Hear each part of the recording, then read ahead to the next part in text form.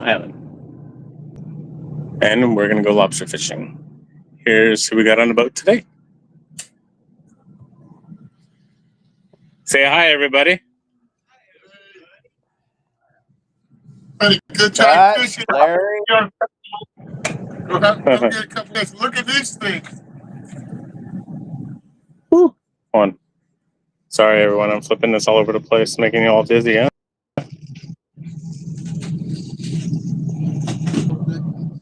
We're not going to let you all see yet. Hold on a minute. You'll see in a minute. You'll see in a minute. It'll be all right. Everything will be just fine. Nice. Look at these things. Look at these fish. Hell yeah. We had a really good time. Let's see if we can bring them over here. Let's see how big they are. Show us how big they are. Just little ice chest is full with them. Little rockfish. See? Perfect. All right, everyone. Let's get some lobsters. How about that?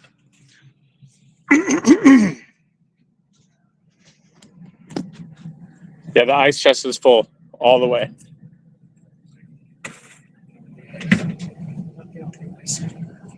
Oh, yeah, everyone likes it that way, huh? Okay.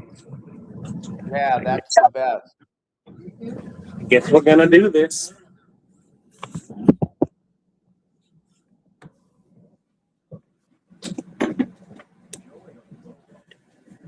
I know, right? Yeah. Yeah. It's like freezing up. Is the Starlink on? Yeah, Starlink's on. I don't know why it's freezing. It's freezing up. Well, that's weird. It's so still. Yeah, it's freezing. Weird.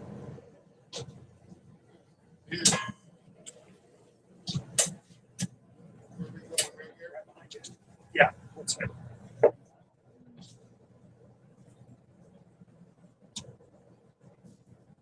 All right. Got the measuring gauges? Yep.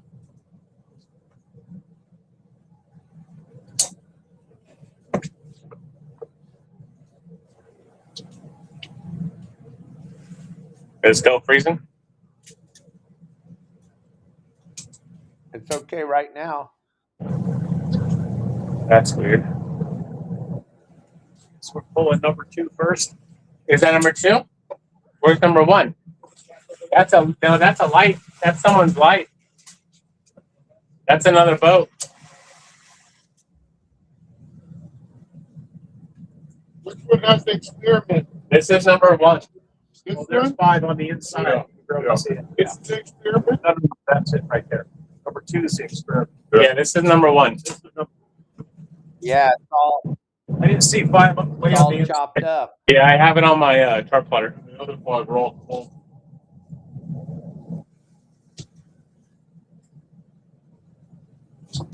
On the front. First net, see what happens. Yeah, it's What you gonna do? chopped up and it's frozen. Is it really? Yeah, it's frozen. Let me check it here.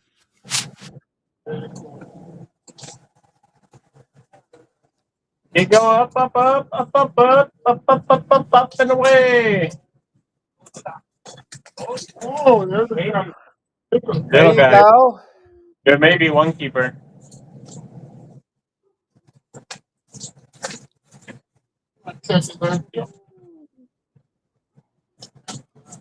Maybe one. Got it?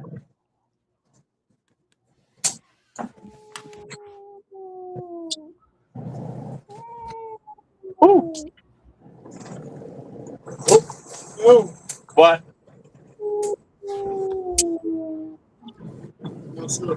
Did that scare you?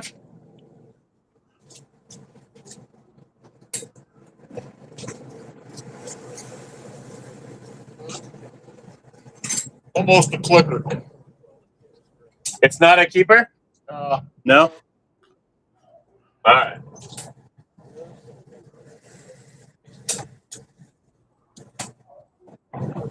All right, get ready. Get ready. Now.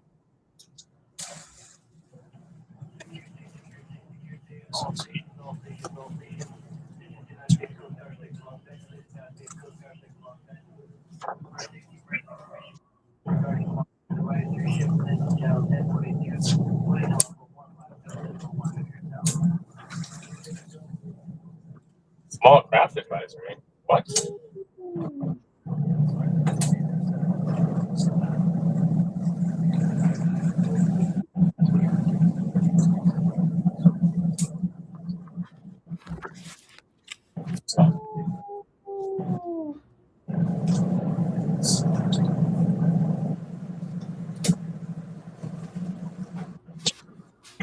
Still all choppy? Do you want gravy Sure, baby. and stuffing? Yeah. This little baby kitty.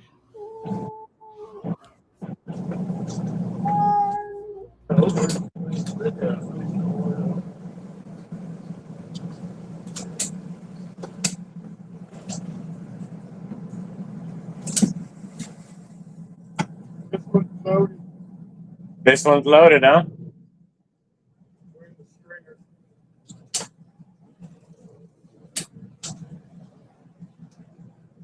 Yeah, we're right. Oh, this one may be a pain to pull up.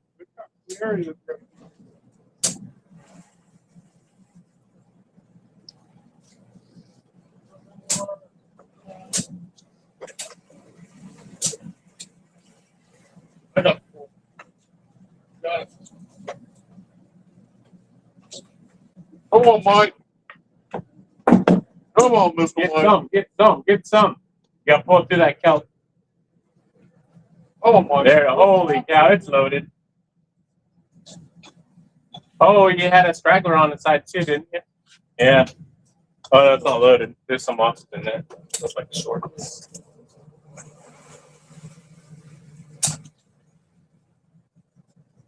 Any keepers? Maybe a couple.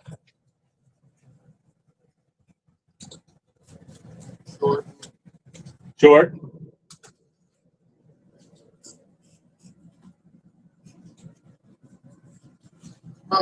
Man, this is. Yeah, let me see. Oh, good. Oh, good. Let me see it. Let me see it. It's not even like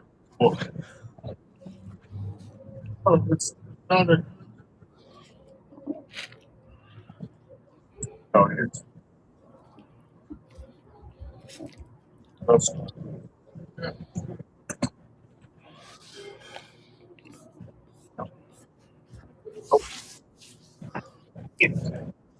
Catalina, Daniel. Catalina. Place you love to go swimming at. That was the experimental one. No, it wasn't. Yeah, it was. Oh, no, it was. There was 4 in there, right? 4.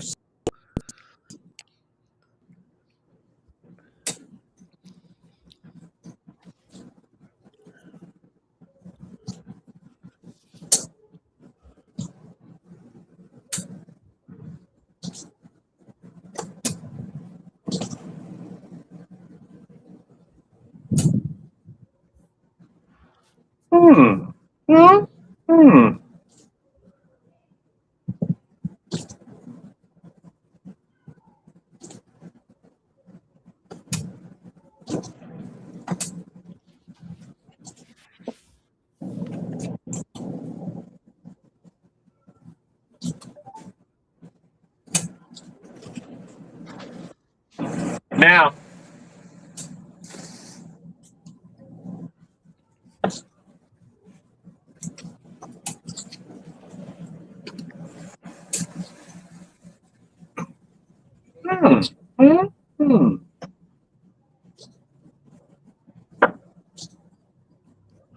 Woohoo!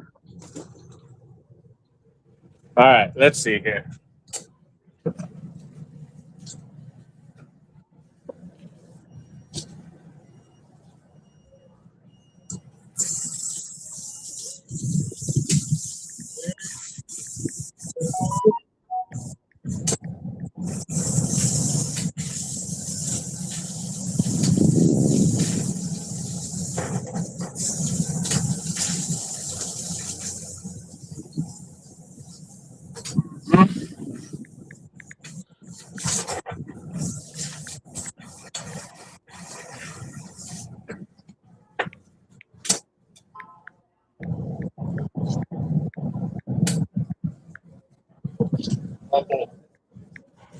Watch out, watch the stick yet? Do the stick. Watch how he does it.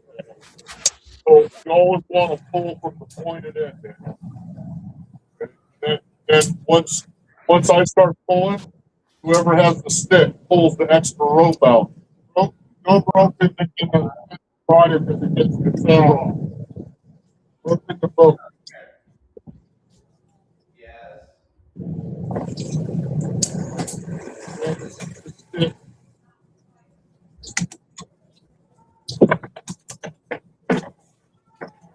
Come on, there, boat. Heavy? We're in there. Woo! Oh, yeah. Wow. All short, huh? Wow. Great.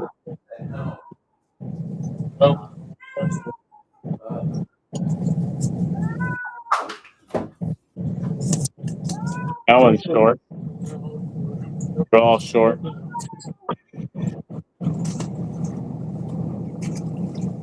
100 short ones.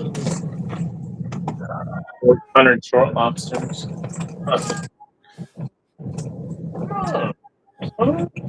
Short, huh? All short. That's weird.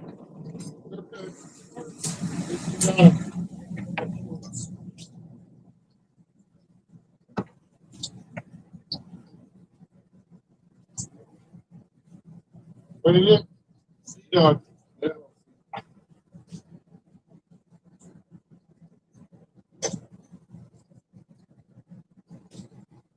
Now,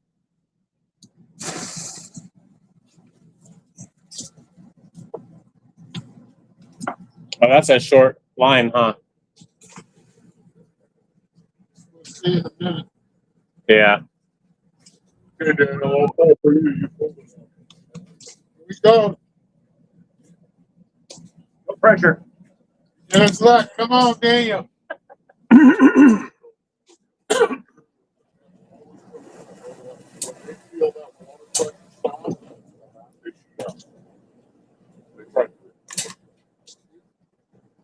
Larry's on the phone. Yeah, you're pulling it up.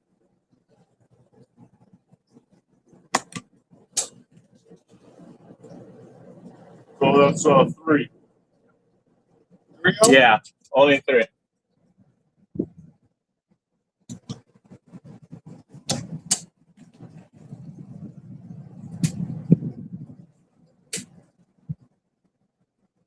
Oh, that's ours way up in there? Yeah. The next one's over there. All pulled up.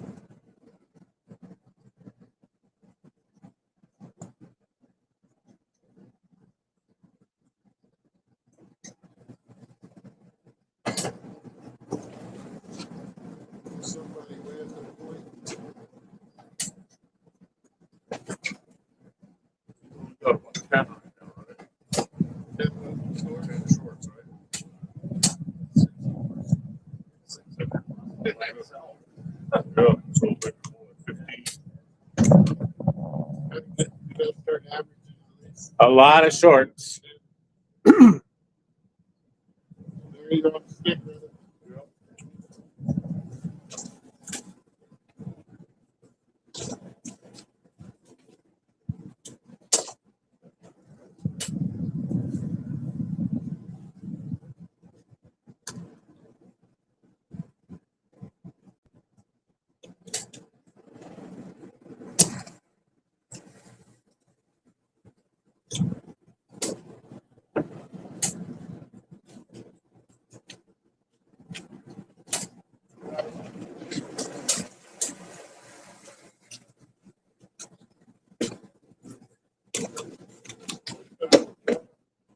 Pull, pull, pull. Pull it, pull it. Stop. Yeah, keep going.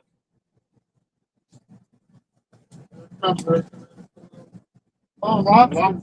Woo! Oh, whole bunch of lobsters. No. All short? Come on, baby.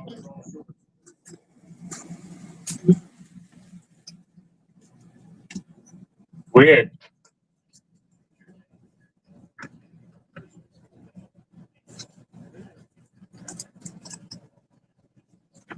All short. All right, get ready. Watch that line on the side of the boat.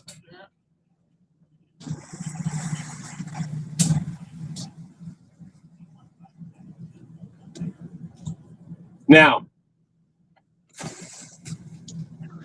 Hey, Justin. Yeah. Tell Larry Lisa says strong like cow. Larry. Lisa said strong like cow. Oh, you're strong like cow, Larry.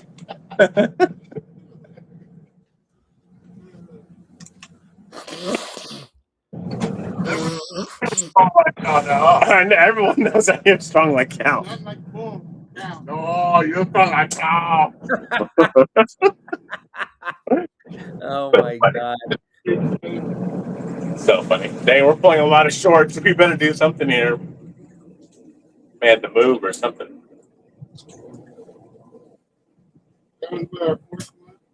Yeah, that's number 4. Number 4 and 20 plus baby lobsters. I'm putting them a little deeper now. Back to the starting lineup. Yep. Strong.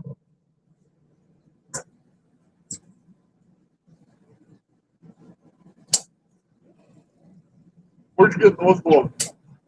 Like, those are in skin. I like them because they're not. You don't get wet. Yeah. Touch forward. Yeah, I see it. I'm going to just go to it and I'm going to kick it all out as soon as I get to it. Going slow.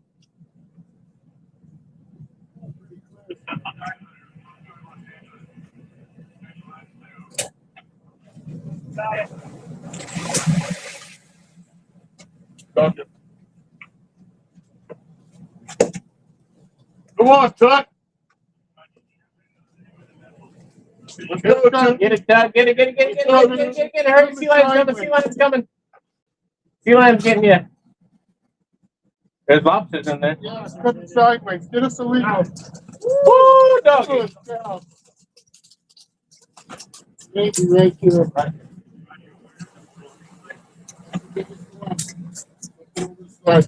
Biggest one so far? That's got to be a keeper. Nope. No, really? 1/4 inch short. Holy crud. Wow. Hello, Oregon.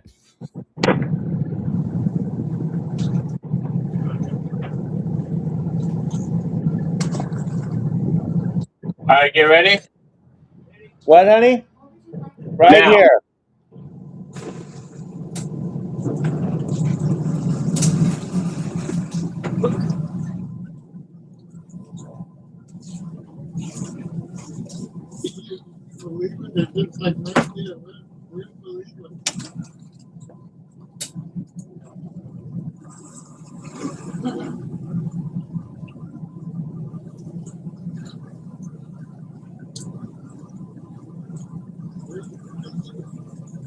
You haven't missed anything so far, Dust. Just a whole bunch of short lobsters. Whole bunch.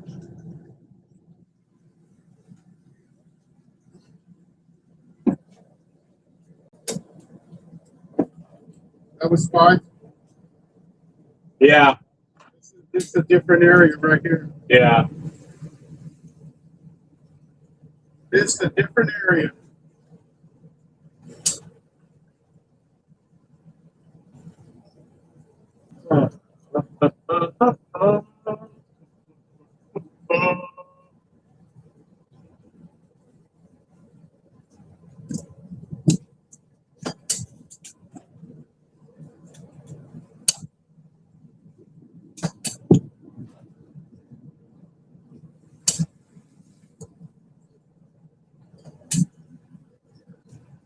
Which one first? We'll go to this far one over here. Yeah.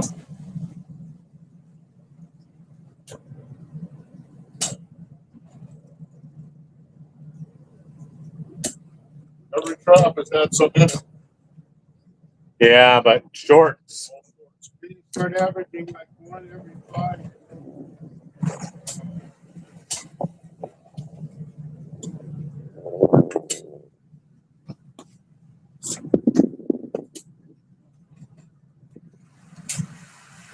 Lucky Mr. Byte up to bat.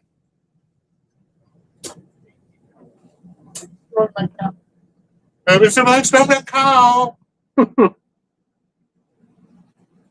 Okay, Mike. Okay, Mike. Mike. Come on, Mike. No. No. Yeah. I got both. Come on, Mike. Oh, like strong. Come on, Mike. Oh, come on, cow. Here comes. They're lobsters. Bigger ones. There's some bigger ones. Hold the scale over when you measure it.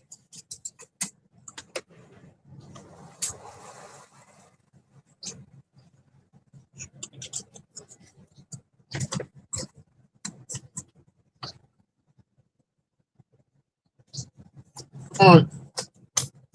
Yep, one in the bucket. You want them bait tank, Justin? Yeah, please. One in the bucket. Okay.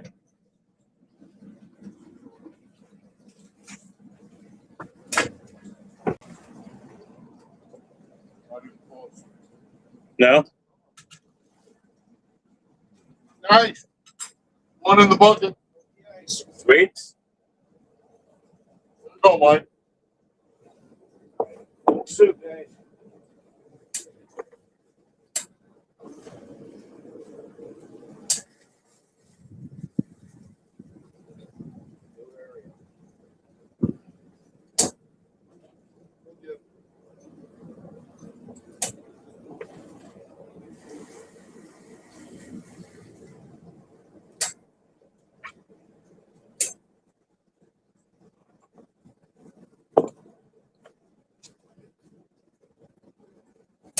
Ready?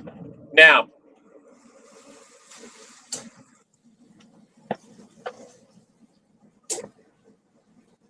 Huh?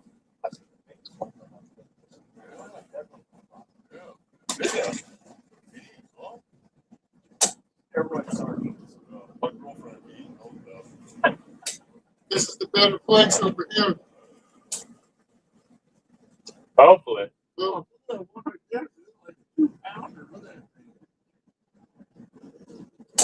you got a trout in there.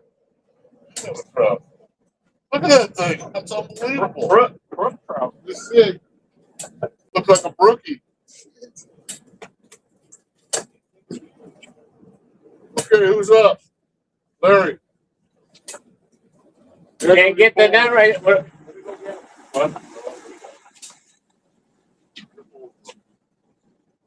You're pulling.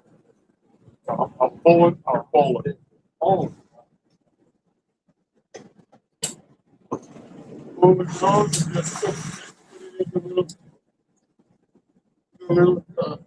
Just hand. Software.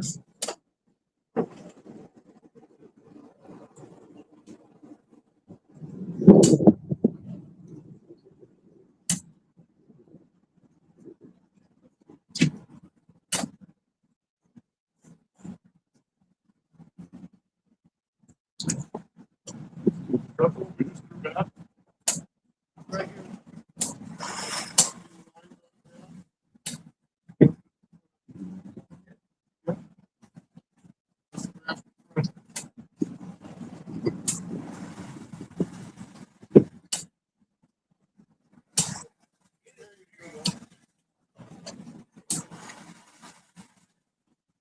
Pull right here. Rope in the boat.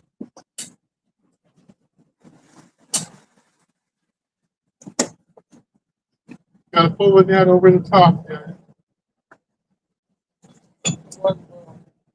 One little baby. Just baby? Yeah.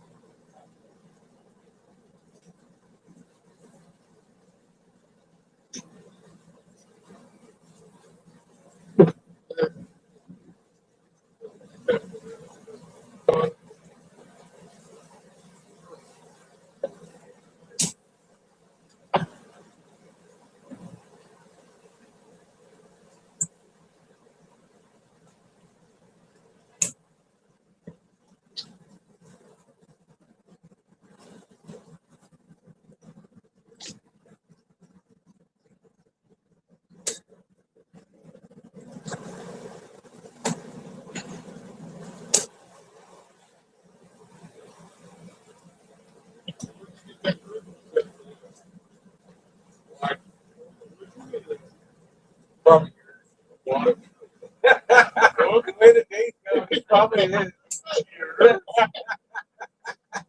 I mean, everything else is Unless you can prove it's not, it is.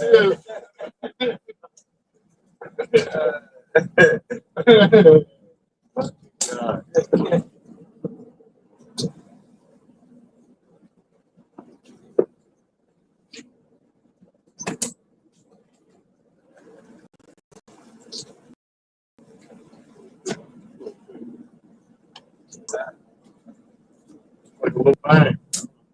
Oh, yeah, the tighten the hood up.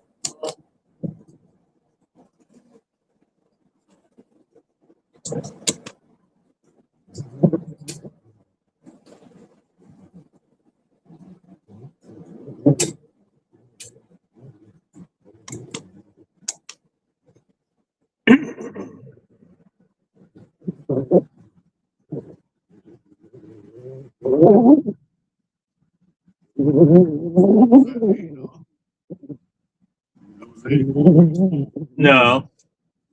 We got 3 more.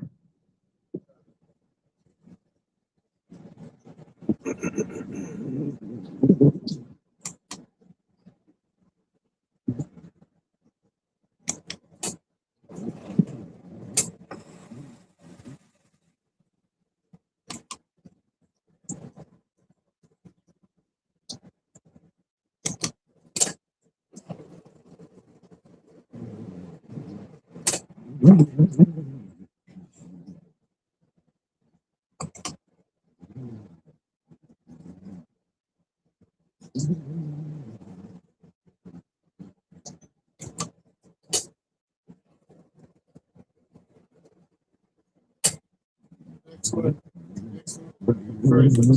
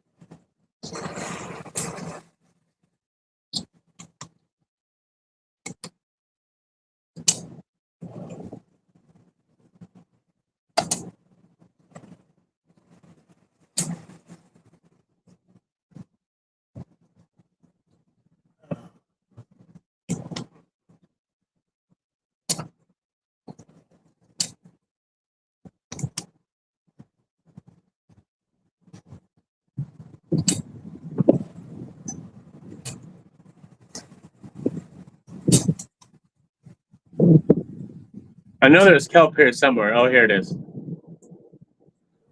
I see it. I see it.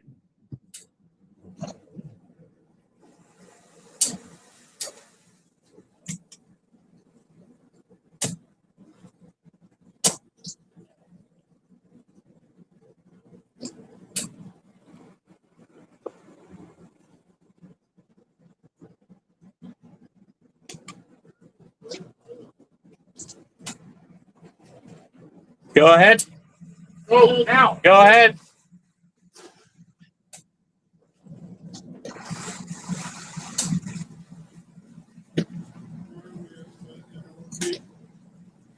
I'm almost there.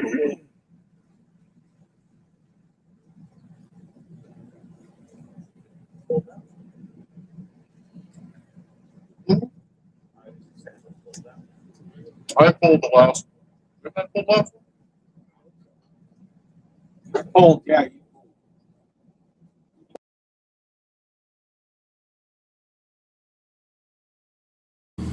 And we're getting ready to go do a little lingcod fishing today, so I'm going to use some of this 60-pound fluorocarbon, the GT4. Super abrasion resistant. It's going to handle those big teeth on those lingcod. We're going to drop down some live deception jigs, see if we can't get a couple of nibbles. We will let you know later, but gang, you must have some of this GT4 fluorocarbon connected between your braided line and your lure. Somewhere between your braided line and your lure, you're going to want to have some fluorocarbon. Super important. So check it out. GT4 fluorocarbon. Go to Promar Ahi USA. When you're over there, put in the code YSWG and the number 20, and that'll save you 10% on your next order of GT4 fluorocarbon. All right, thanks, gang.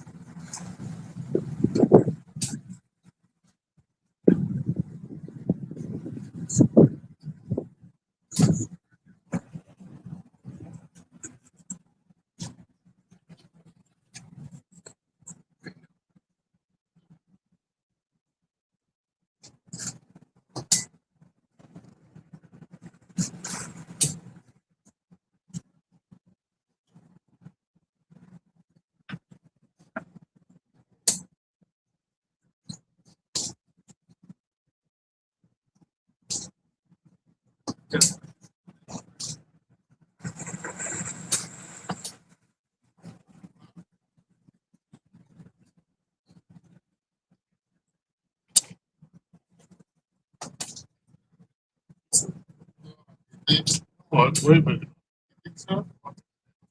This one's not even holding on. It's too deep right here.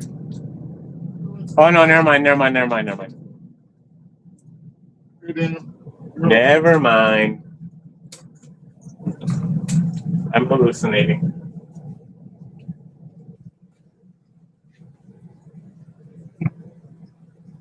Yes, it is actually live, Kurt. Actually live and in charge. We are alive. We are alive.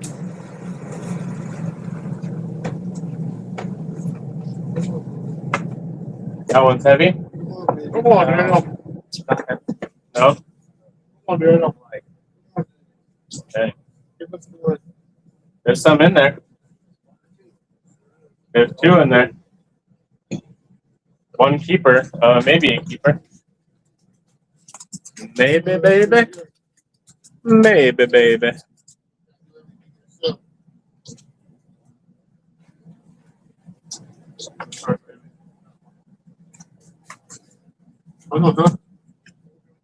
That one looks like a keeper.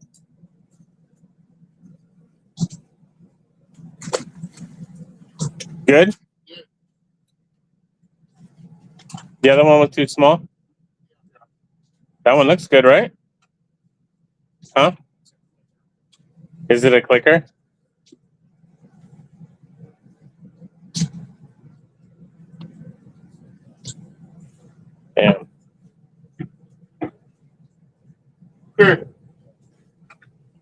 All right, 1 second. Let me see here. Let me see. Is that a long rope right there? Is that a really long rope? So, see, I got a It's bundle not. over here. Oh, you have? No? Wow. Almost a clicker. All right, let me see what's over here.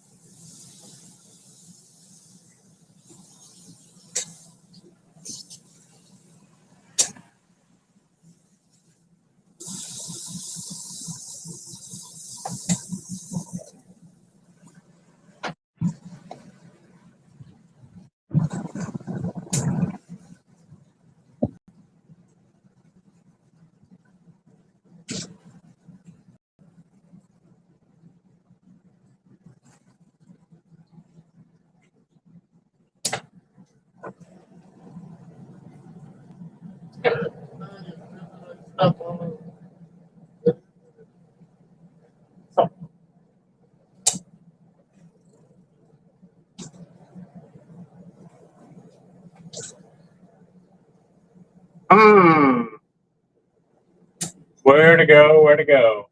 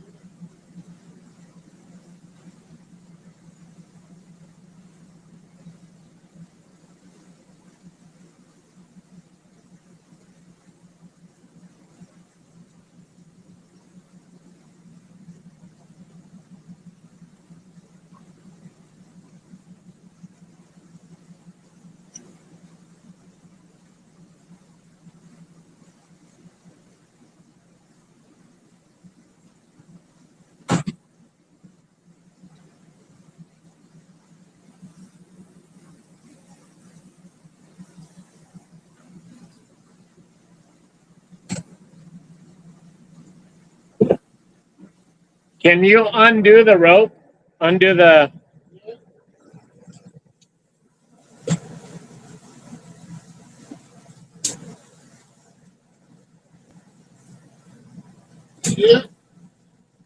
Hey.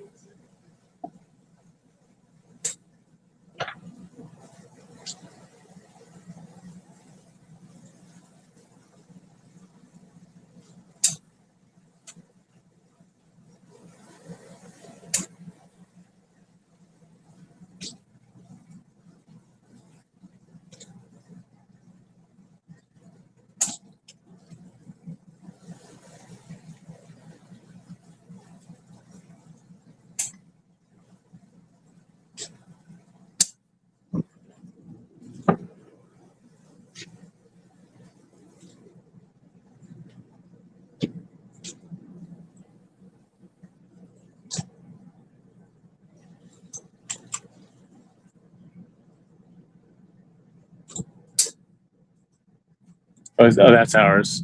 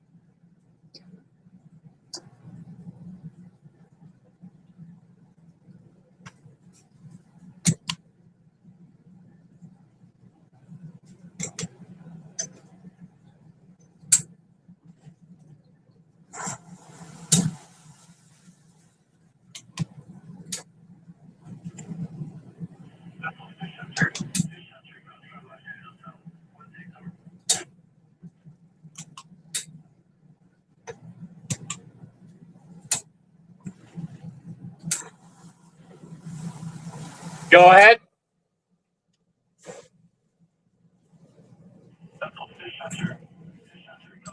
I think that's all tangled up because the way you threw it.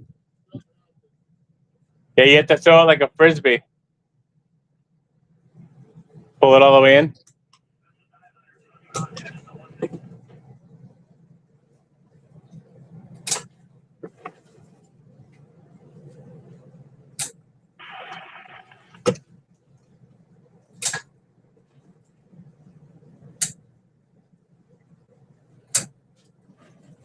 All right, go ahead.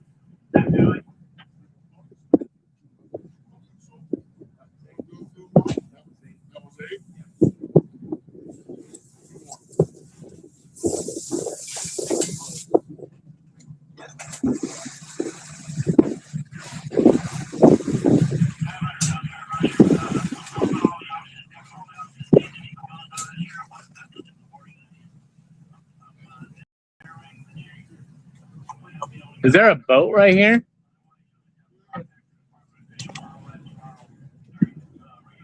Off to my side. That's weird.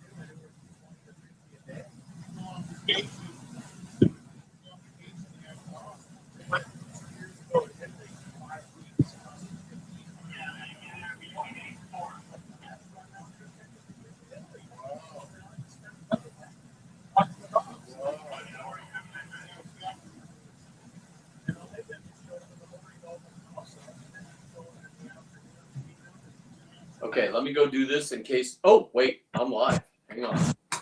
Hi, Brent. We're just driving around. Lisa asked where you were. I was just showing her you're Hi, sitting here Lisa. on standby. I'm over on Instagram, just waiting.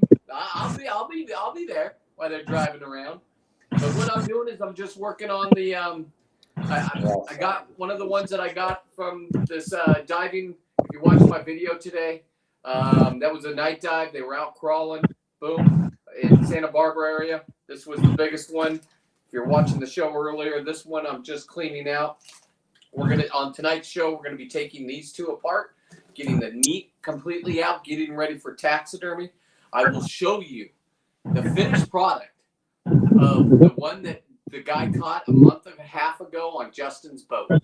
It is done, ready for delivery. So when I have the full screen, I'll pull it off. We epoxied it last night. This is all the head meat and leg meat out of those two. I didn't get sprayed in the face. And side note, the PCS we got to pull this one right here. We got two more. Yeah. That's what I said. Which one did we pull? This one right here, we haven't pulled, and then yeah, that one was. This one has the ribs in it. The ribs, yeah. Ribs. This one has baby back ribs in it. See what happens. We got baby back ribs in this one. Pork ribs. These guys said it works. Yeah, and the last one has the 2 tamales in it. Let's see. Come on, Dutch. Let's see if the ribs work. Let's go, Judy. Is it heavy? Is it heavy? Yeah, my ribs are gonna work. Nope. Ribs didn't work. They ordered baby back. I wouldn't put those ribs in there. They don't like baby back ribs. Hey, let's pull one more. Sandwiches in there? Let's pull one more while we're here. Keep this one on? Yeah, keep it on. I'm trying to get rid of them all night. Let's cram a sandwich in there. Yeah, we're gonna have an empty.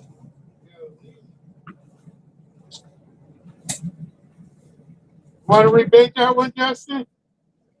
No, not yet. Woo, my generator's smoking. Probably overfilled with oil.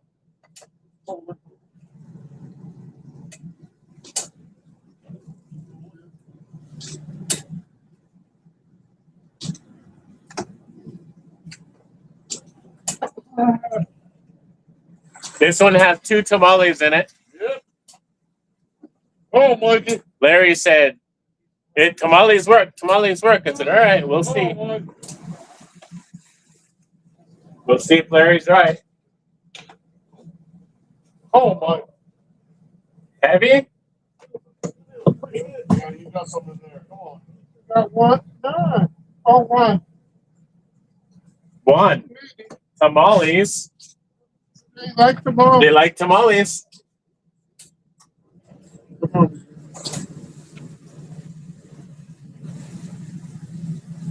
Ooh, they like tamales. There's another one. Deeper. Oh, tamales. They like them. They like tamales. Tamales in there. We're going to put all the tamales in there in a minute.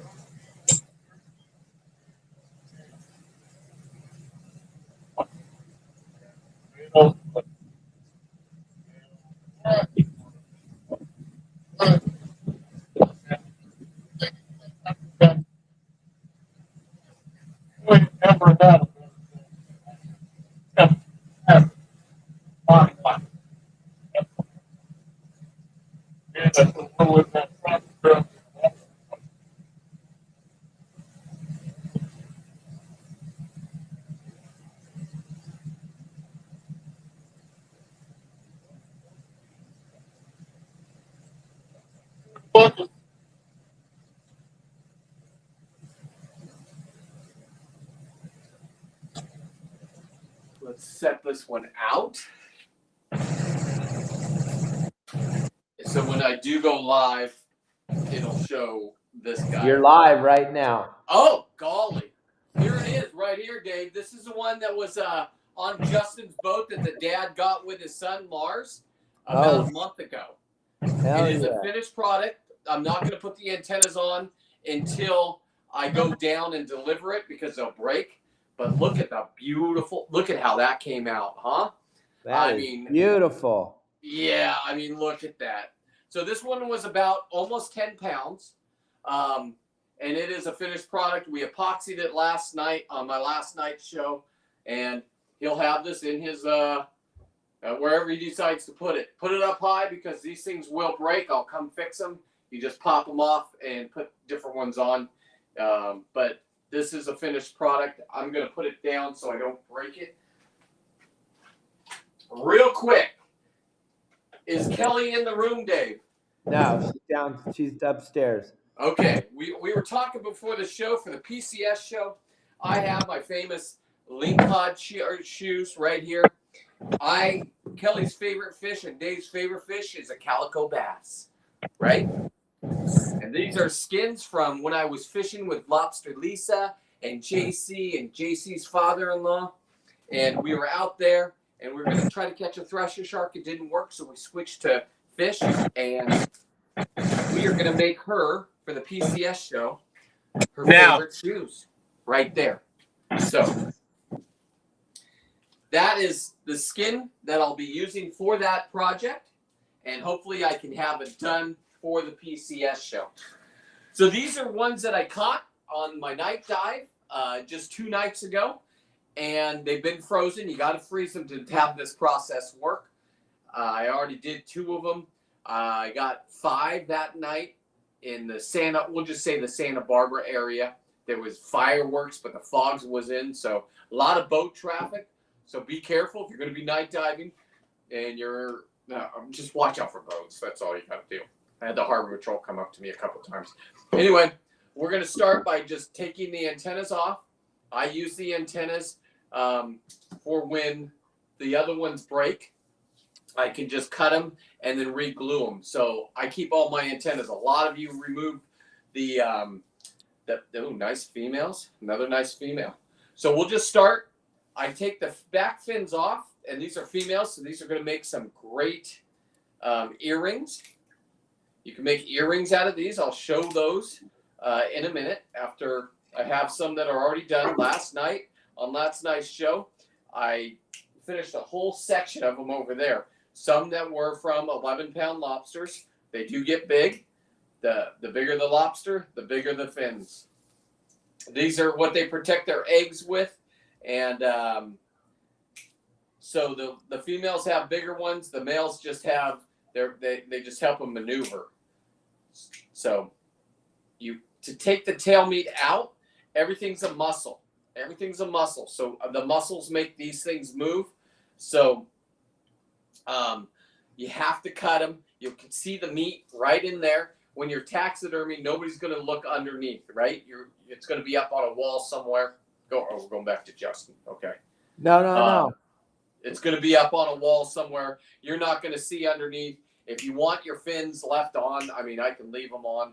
It just makes it a lot easier. And I like to make jewelry out of them. So we'll be removing the antennas next. After these go straight in the solution with everything else.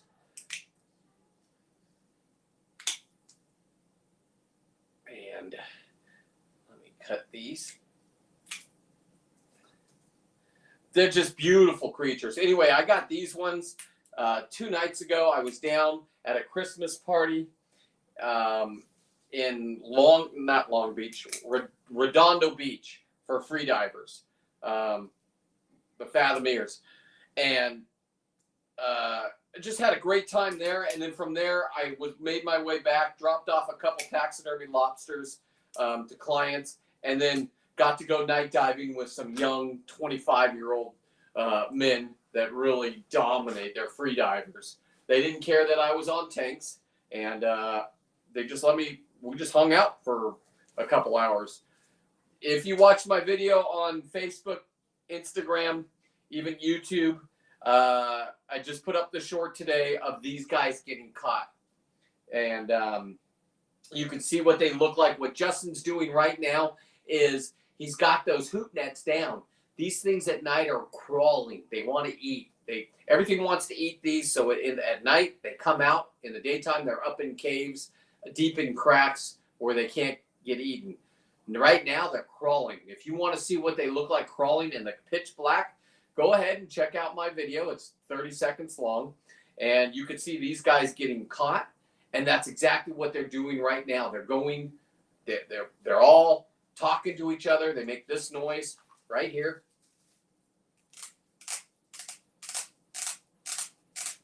Oh, did a little too hard, but anyway, that needed to come off anyway. That's how they make noise, and that's how they tell each other where to go. And they all go and they get inside that trap. And if you're pulling it up at the perfect time, you can get a huge one. Lobster Lisa joined the Big Bug Club. Anything over 10 pounds is a Big Bug Club, in my opinion. But if you want to make your 9-pound a Big Bug Club, I don't care. For me, I go anything over 10 pounds is the Big Bug Club. So, back. Okay. Yeah. Okay. So I'm just going to snip these off right there. I just have to check and see what he's doing, every once in a while, make sure that he's not pulling. Absolutely. Absolutely. So let me get a razor blade real quick here. And this is how I remove the butthole. I just cut around it. A lot of guys use the antenna. I don't. I need the antenna because I use them. So I just take the forceps and I pull straight down. It pulls the butthole right out. And now if you want to collect them, you can. This is all meat. You get rid of this meat, right, like that. And that can make earrings or whatever you want. I mean, listen, watch my show and you'll see, but that's just a beautiful art piece. It's called fish art. So that's one way to remove 100% sustainability goes to the chickens. And now you have the poop shoot out, you have all the fins off, and now you have the antenna off.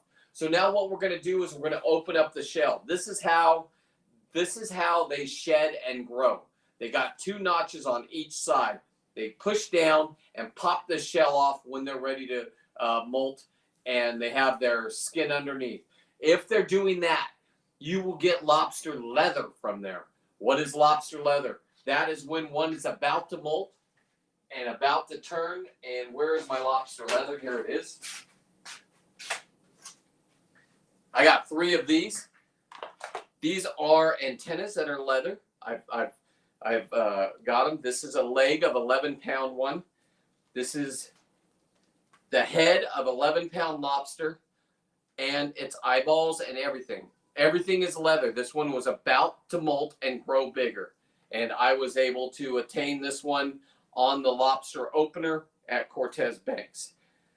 We should have a tail piece with this right here.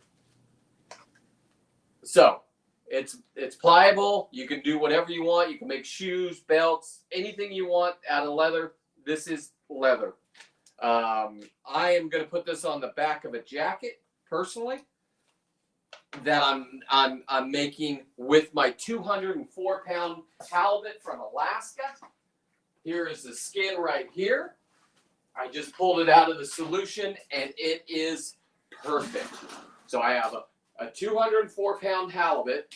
Let me go ahead and just unravel it.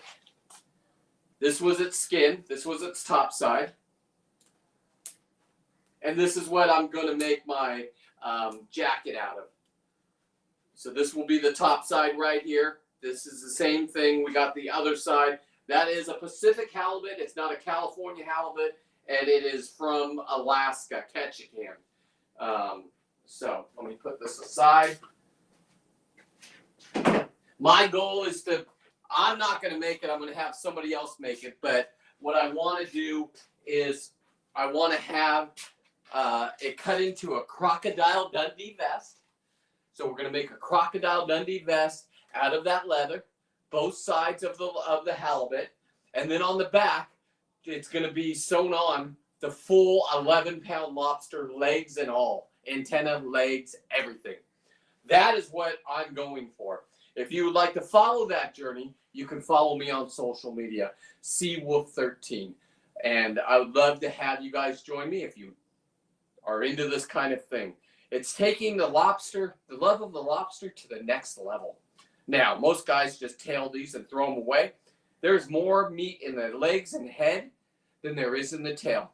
Anything that's a muscle is the same taste as the tail. The tail's all muscle. Their eyeballs are muscle. And the legs are all muscle.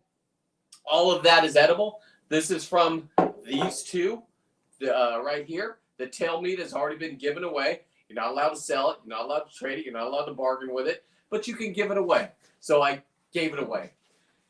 So anyway, we're going to pop the hood off this guy. This guy I need to make a Christmas. I'm going to do a Christmas song, like Jingle Bells. Let me make sure he's working. Jingle. That's going to be my video for tomorrow. A little Christmas tune. Okay, so we're going to pop the shell off. How you do that is you just kind of push up right here and get the notch out. There's a notch right here. I don't know if you guys can pick that up, but that's the notch. They have 2 notches on each side. So go ahead and go to the other side. Pop up. That one's done. Sometimes they get re-notched. There we go. We've got them both All right, off. we're going to Justin. Okay, I'll wait. Going back.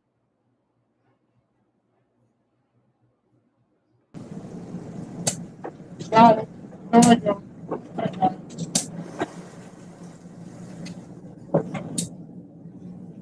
Come on, Mike.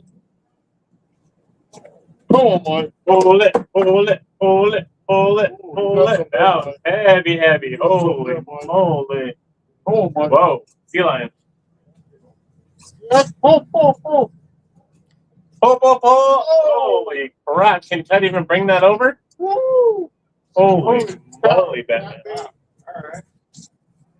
There you go. Holy Jesus. All babies, maybe a couple keepers. Eliminate the small one.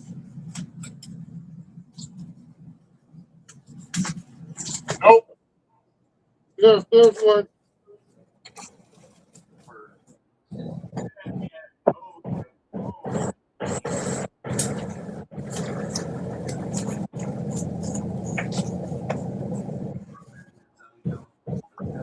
Get to him. How's that? Want me to look at it? No? No. Clicker?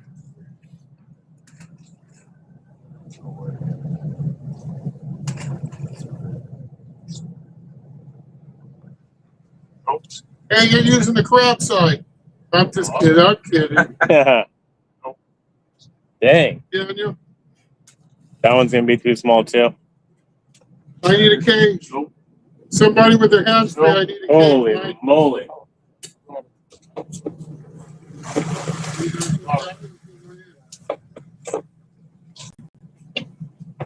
Nope. Nope.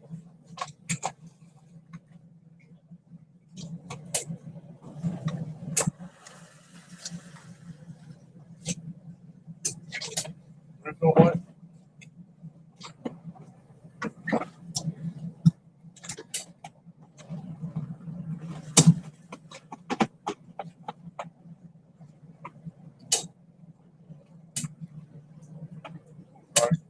Huh? Yes. Yeah. It's gonna get him. This is going to get him.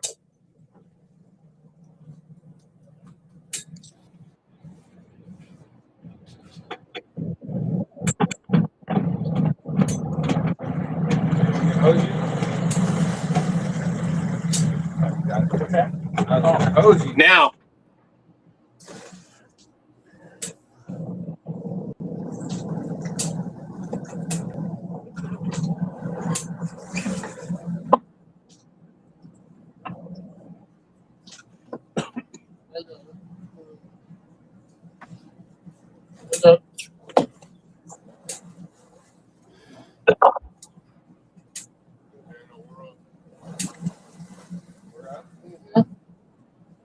Don't forget. That was the one with the Snickers in it that had all the lobsters. Yeah. That's crazy. The peanut butter Snickers. Yeah, the peanut butter ones. Huh. Weird.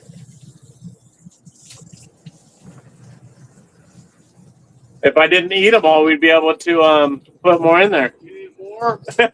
No. Oh, Snickers. That's right. The fucking Larry fucked us the little shitty Snickers guys.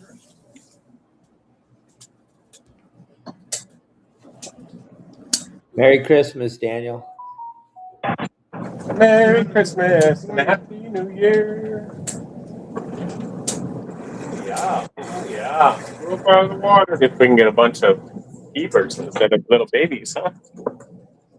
Let's see what we can. Come on, some weight. That one's like bull, not cow. Get it over the side, yeah. Hurry, hurry, hurry, hurry, hurry, hurry. Woo! Doggy. Some of them fell out too. Wow. Middle guys. Woo! Okay, let's go. Somebody get the. Somebody get the something, cuz. Let's go. So good. That one's got to be a keeper. Get it, let's go. Short? Dang.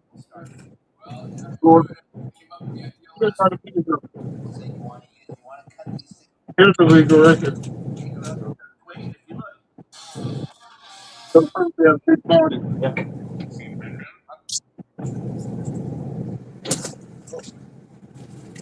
Yeah?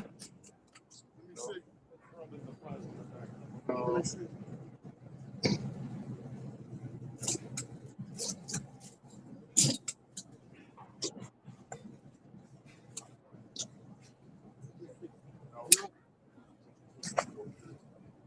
We need a case check. You need to shake it like a tongue.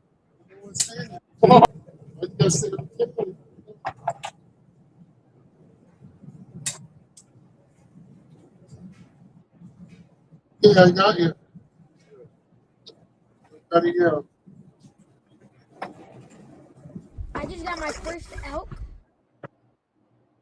and we're using a Deckhand coffin kill bag, and I'm gonna tag it right now. This is the new Deckhand Sports coffin kill bag, the 225L. And as you can see, Rylan just got his first elk. He's super excited. We quartered this entire 550-pound elk, and it fits perfectly right inside of here. These kill bags aren't just for fish, they're for all game, whether it's fish or big game animals such as deer or elk. Hope you enjoy. And you can save 15% on your Deckhand Sports kill bag by simply grabbing that QR code right now. Save 15%. They got so many products. We'll just show you a few of them. But you actually have to go to the website if you want to see all the products he has. But it's absolutely incredible. This is just there's one of the kill bags. The way they put those ribs in there makes all the difference in the world. Keeps those fish up out of the water when they're on the ice. These nice waterproof backpacks for putting your live lobsters in, walk off the boat with them. Pretty cool deal. Also keeps your sodas and your beers cold when you're out fishing. And then you simply just turn it into a lobster kill bag afterwards. Pretty awesome. Check it all out. Deckhand Sports. Use the QR code. Go over there. Save 15%. Or put in the code YSWG and the number 15. You'll save 15%. Either use the QR code or put in the YSWG code. Save 15% on all the products at Deckhand Sports.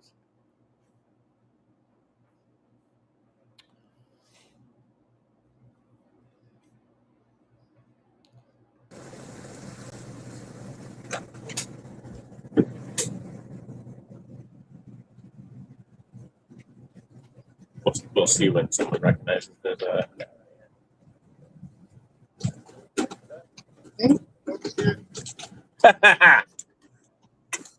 I was waiting to see if someone recognized.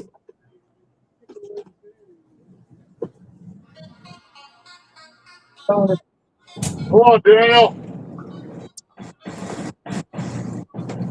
Pull it, Come on, Daniel. pull it, pull it, pull it, pull it. Pull like a tot, pull like a tot. Here it comes. Come on, Daniel. Yeah, look what happened. What? Cake broke. Cake broke? There's nothing in it. Now. Came screwed.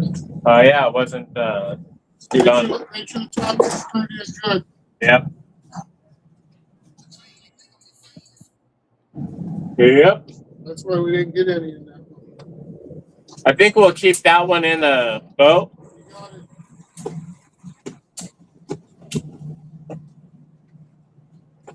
And we're gonna relocate that one here in a minute.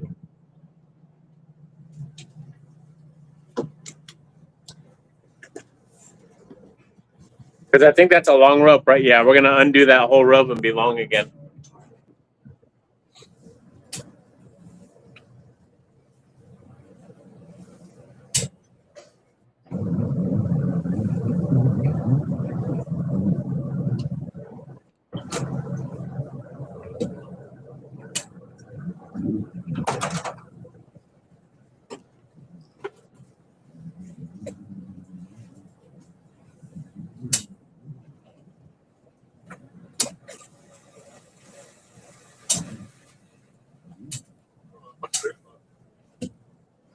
There's not much bait left. There's a ton of bait in there. Oh, we got a ton of bait. It just looks like it. It's a big thing. Get it good? Here, I'll pull it.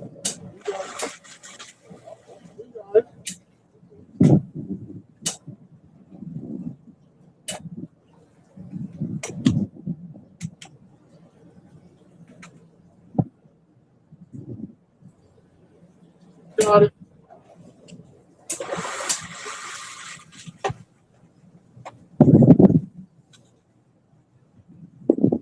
Oh, yeah. It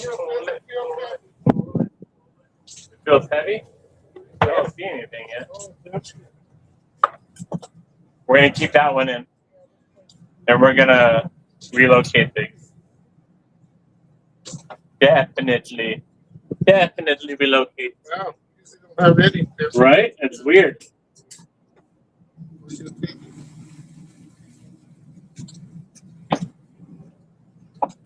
One light.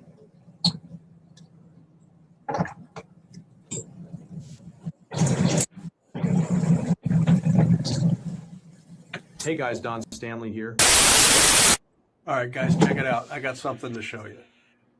These are our new fillet boards, offshoreproducts.net. You can get them there. And let me show you what we got. First, this is our 24-inch board. As with all our boards, there is a drain slot to divert the blood off the back. There are tool holders cut into the base and a scale to measure your catch. Your board can be customized with your logo or boat name. We are also producing these cool cup and phone holders. They snap onto 1-inch or 7/8 rail, won't slip or move, and won't mar your bright work. All our products are made with King Color Core and 316 stainless hardware. Here is what people are saying about our products. This thing is All right, Gabe, we freaking constantly sick. are talking about Really offshore cool. products on our podcast and on our live fishing shows. I just want to show you something that's absolutely unbelievable. On the 61 Viking, Don Stanley, the owner of Offshore Products, was able to put together this beautiful tabletop for the bait tank, which actually flips over and becomes a fillet table. So look at that. So you can fillet your fish on the bottom of this, then put it back down on the top, and then it has the boat's name right there. Absolutely incredible. The best part about this, made in the US of A. You guys can have any size board made exactly to fit wherever you want to fit it, on the back of your boat, on the side of your boat, on the top of your bait tank. It'll cover anything you could possibly imagine, and we all need a fillet board now that we're all part of Your Saltwater Guide, because that means you're actually going to catch stuff when you go fishing, which is kind of cool. So check out offshoreproducts.com for all your fish cutting needs.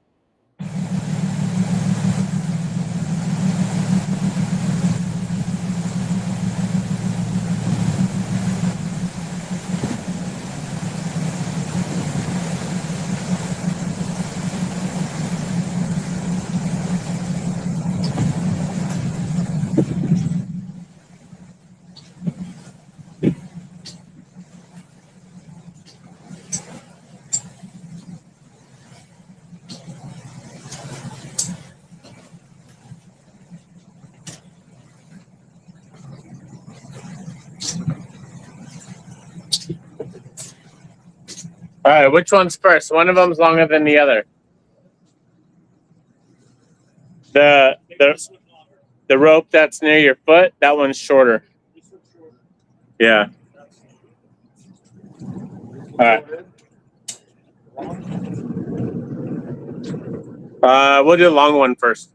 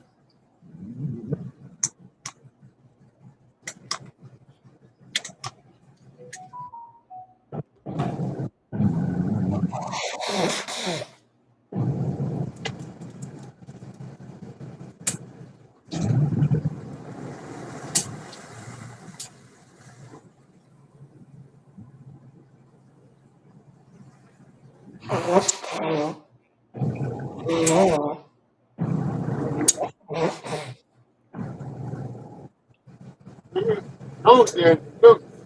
So what are those little zip ties do for us?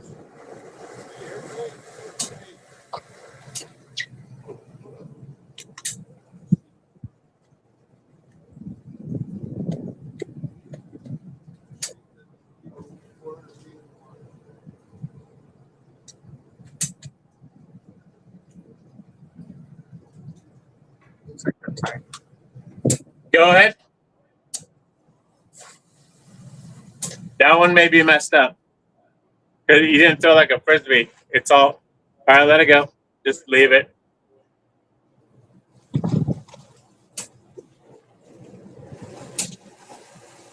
You have to throw it like a frisbee, not like a pancake. Like throwing a pancake like a frisbee. Yeah, they're messing it up right now.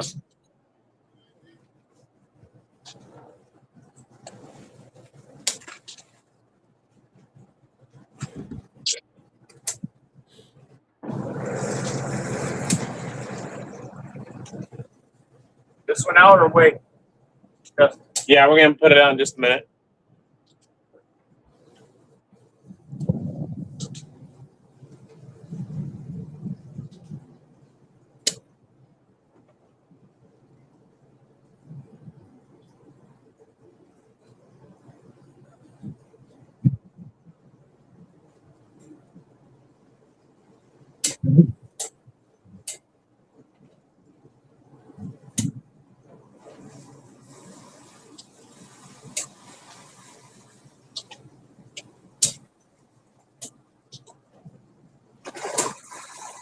Now,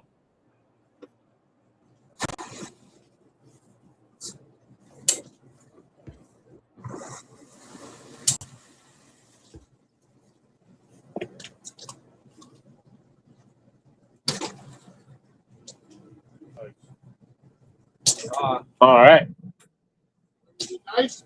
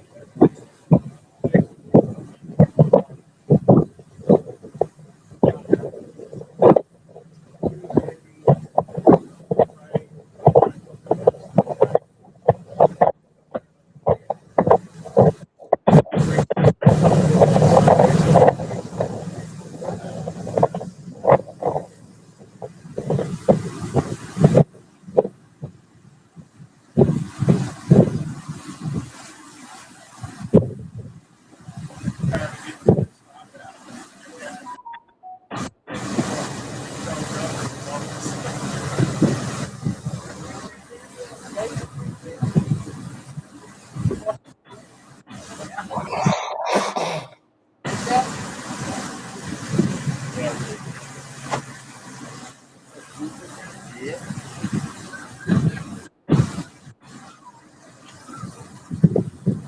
Where's your camera, love? Is it on the front page?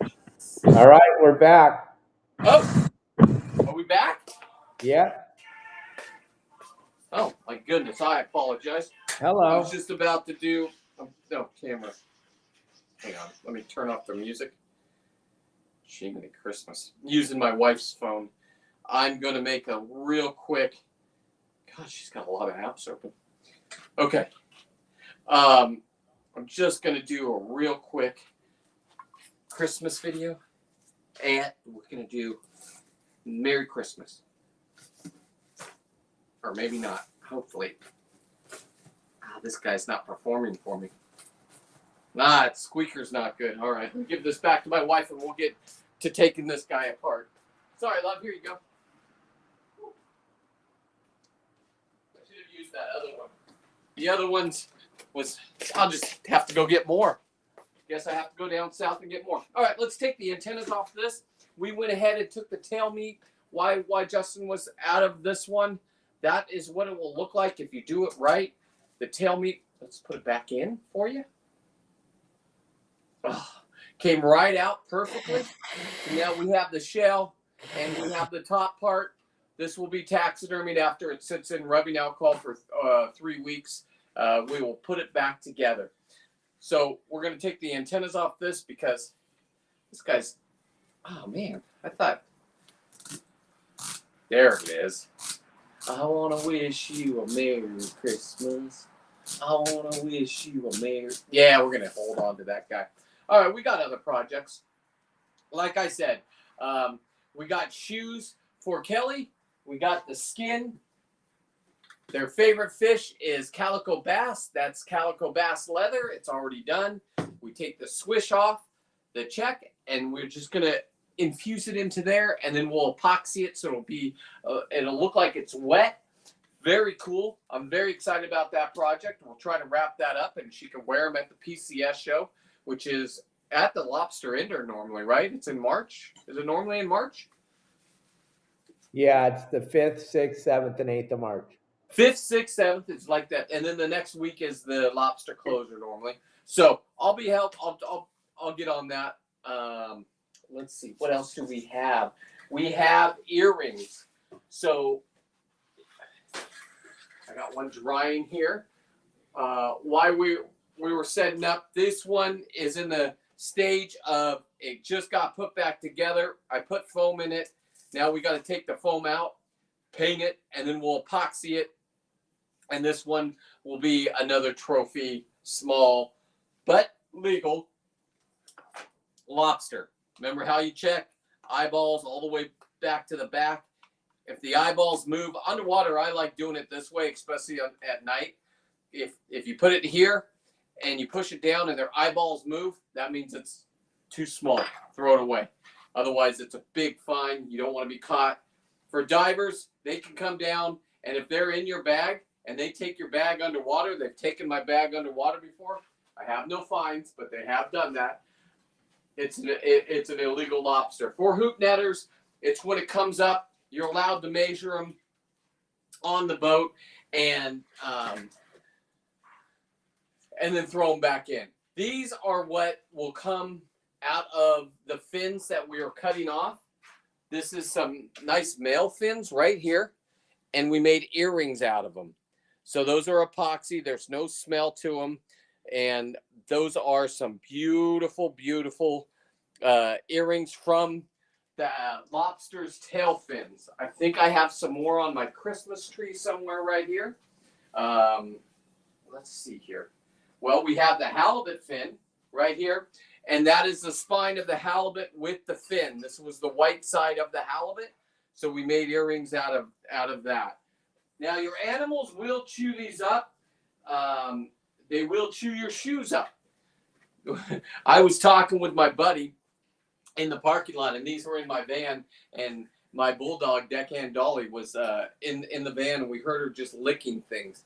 She was going to town licking the leather on here. So they will eat your shoes. So keep them up out of the way of animals. it's just I'm learning as I go. But they do. Deckhand Dolly loves to lick my shoes, and she would have eaten the whole shoes if we would have let her. So, that being said, let's go ahead. We're just going to take this one apart. I can care less about the Christmas song. Let me get some gloves on, and we'll get right into this. Gloves are right here.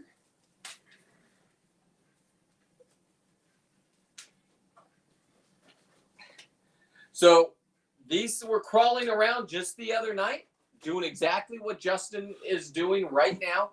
They were crawling to find food. I was down diving, and I was able to grab them. I got 5 for the night. I got 10, but there was a couple that were short, and so I didn't know who. You don't know when you're going to run into the warden, so just make sure you do everything correctly. Especially when you're diving, you have to have a gauge on you in the water. So we're just going to go ahead and take the antennas off. You find the little soft spot in the bend.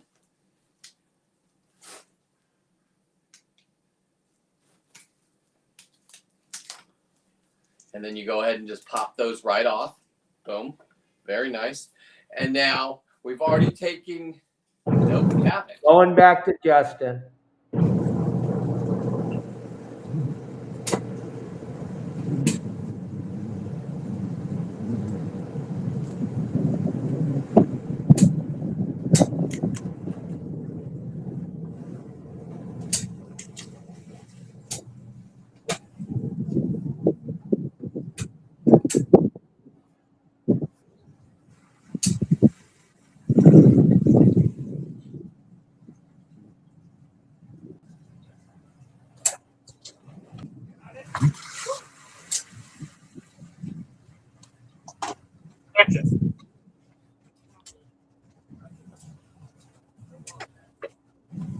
Heavy? No. Maybe we need to go deeper. Oh, they're going fast. Pull. There's a whole bunch.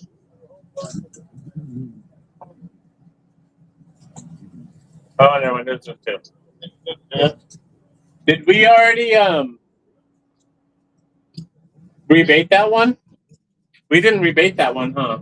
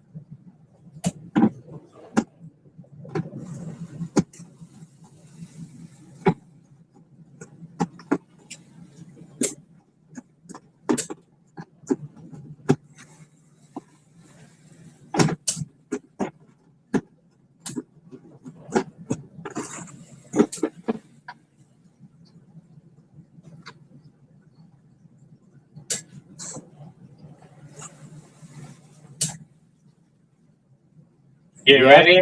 Yeah.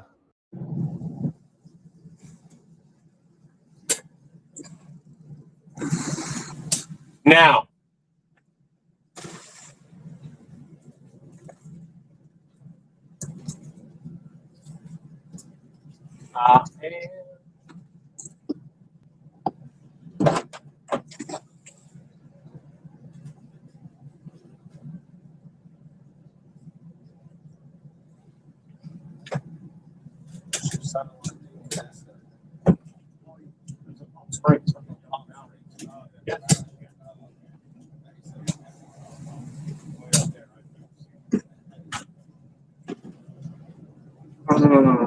We need everybody to hit the like button and subscribe. We only got 65 people watching. Come on. Get us some luck. We need some luck here. We need a lot of love, lady love.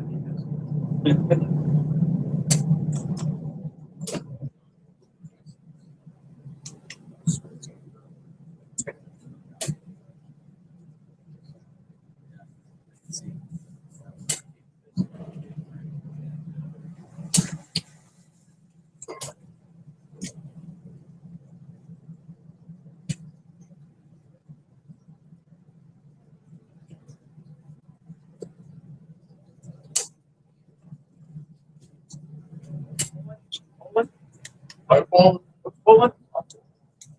Are you pulling or are you pulling? Is someone pulling or am I pulling?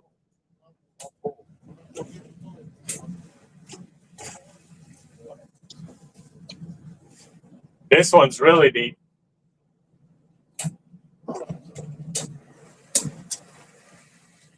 65 lonesome feet deep. He's 65. Oh, perfect. And Yeah. Tut's pulling it. And Tut's pulling it. He wanted to pull deep. Here we go.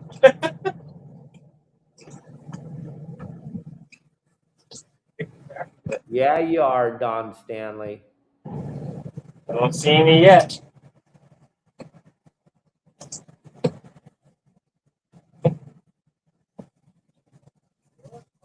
Lobster. There's mucho lobster.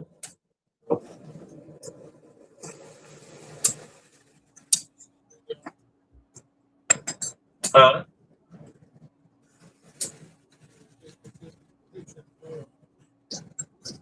What are we going to do, my friend? What are we going to do? Any keepers? No. All shorts. Catalina is like Dana Point now. Wow. Very weird.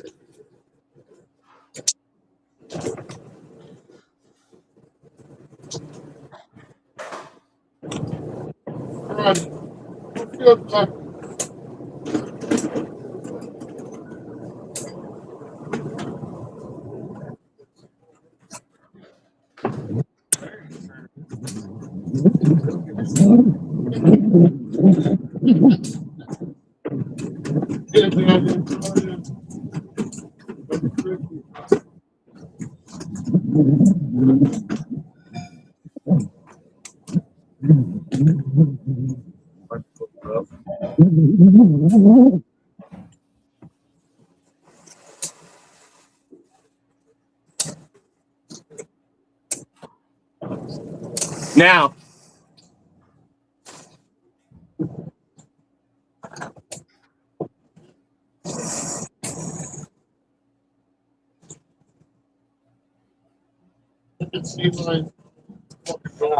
the sea lions are horrible. This is the worst I've ever seen the sea lion, ever.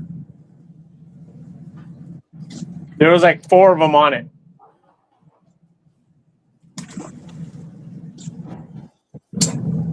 Crazy.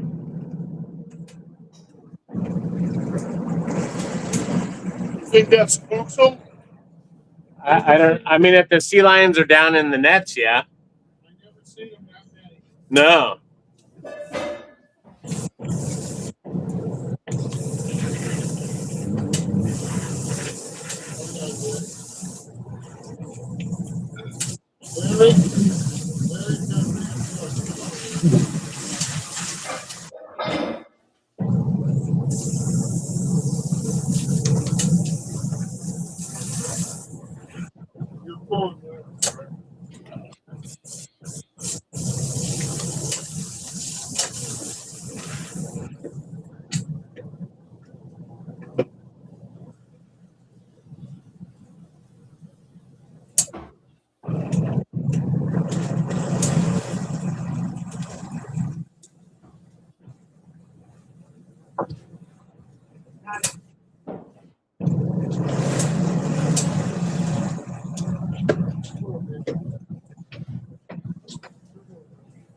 Heavy?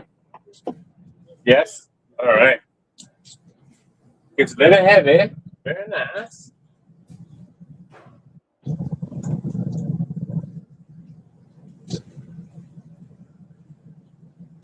Come on, buddy.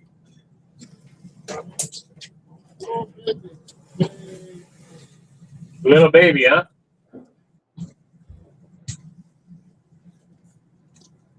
Oh, yeah.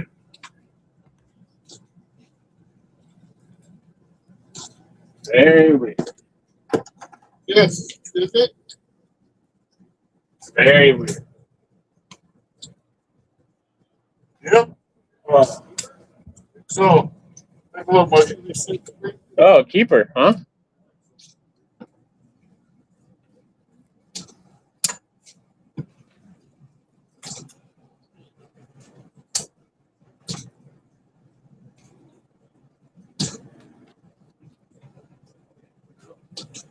Yay, keeper!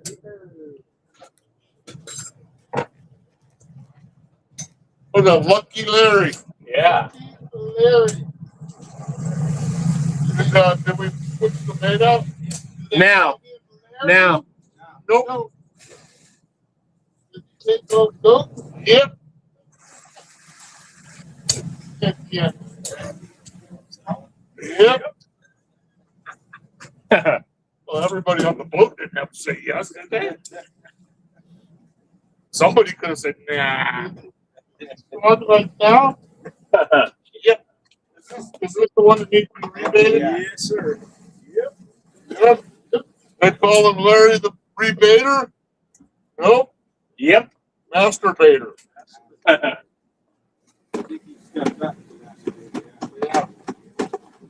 Okay. In between goat cluck.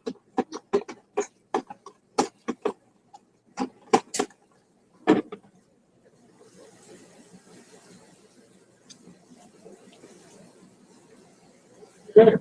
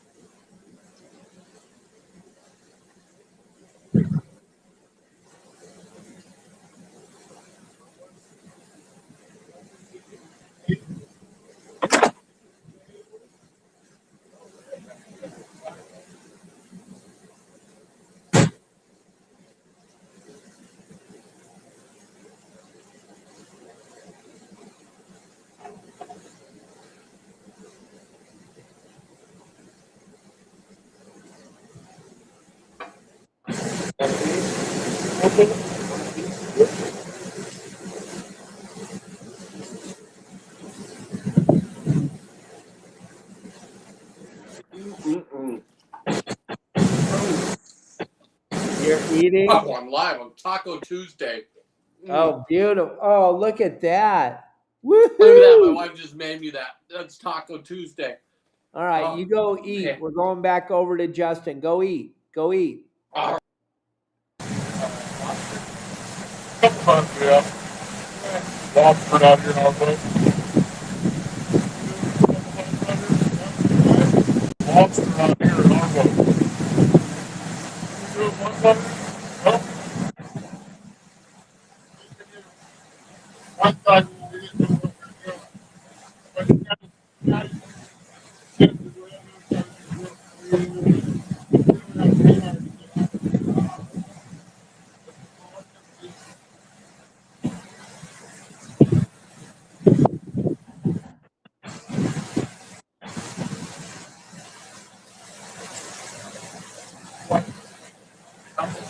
Yeah. Away you go. Huh? And away you go. There you go. And where she stops, nobody knows. Well, you got trails, so you can see where your trail is. You know, yeah, trail. Just go down the market.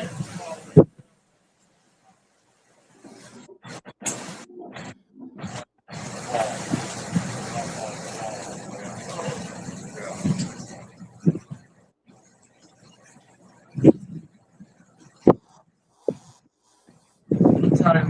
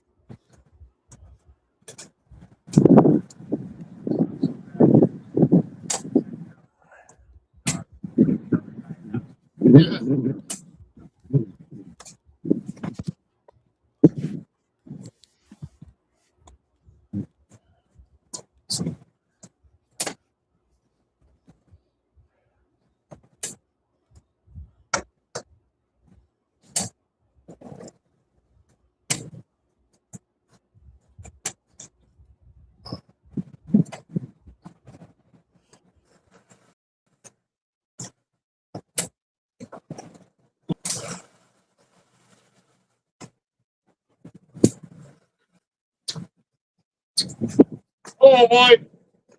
Get some. Come Get on. some. There we go. Get Come some. on, Mike. Got some weight on that one. Looks like it has some weight on it. Holy moly. Got to be at least a 50-pounder in that one. That thing is heavy. Come on, Mike. Yeah. Keep going. Woo!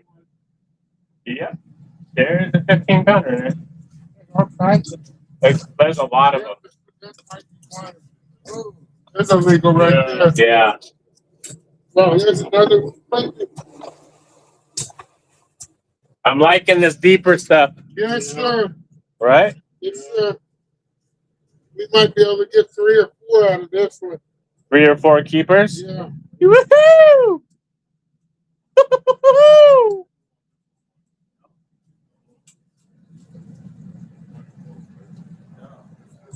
Here, let me show you an easier way to measure those. Grab it by the tail.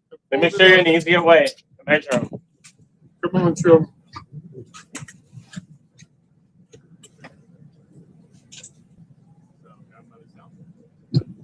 They can't get you. Yeah. Oh, they're already pasted. And then take this. Take this right here. That's the end. That's for a storekeeper. Grab Pull by the it back. tail. So that way, if they lay flat, it's hard to measure them, right? So like that. So 1. You got legal? 1. All right, here, Daniel. Daniel. 2.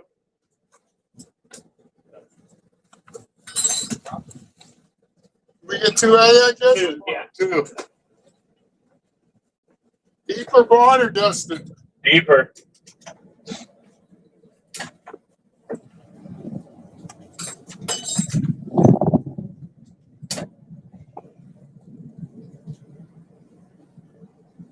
I need a big cage.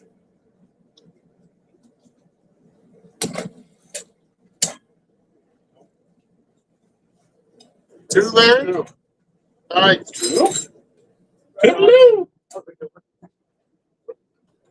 Toodaloo.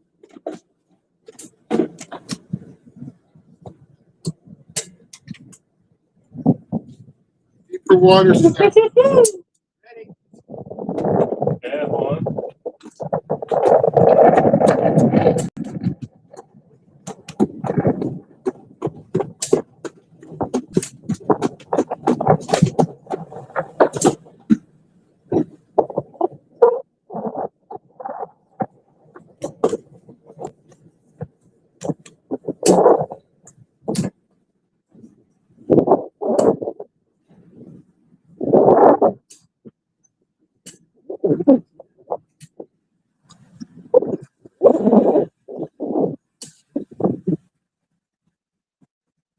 Start to come.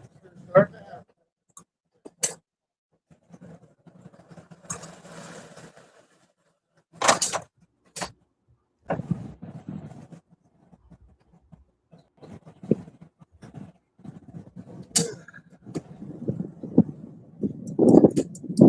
Chips in the bucket.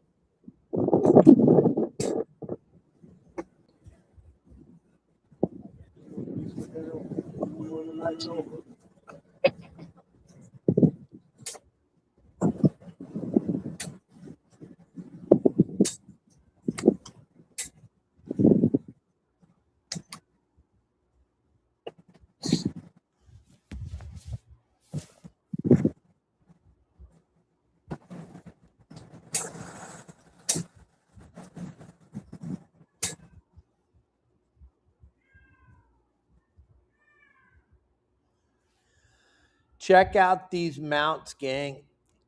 You can get them on your wall, or you can get them on your desk, or you can get them on your table. This is a new company. They're going to be at the PCS show. Blue Wave fish mounts. And you can save 20% simply by going to the website using our QR code. They have so many different fish mounts. You will be blown away. And you can use all these different types of fish mounts and save 20%. And I like the turtle. I want a turtle mounted. That's what I want. Sailfish, marlin, sharks, yellowfin tuna, desk mount, whatever you want. Use that QR code. Go over there and check out the catalog of fish mounts. They might have one you need.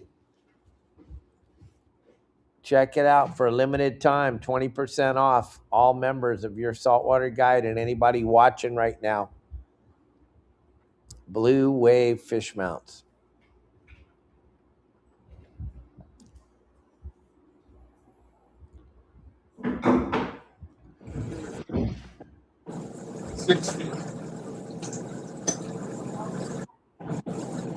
I know.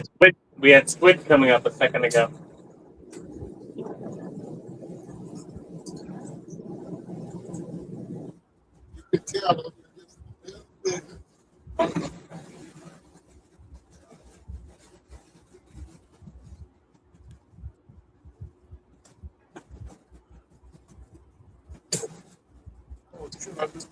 You hear me, Dave? Yeah. There, we had squid coming up a second ago. Did you bring the net? No. No, I did not. Pulling, hey. Pulling.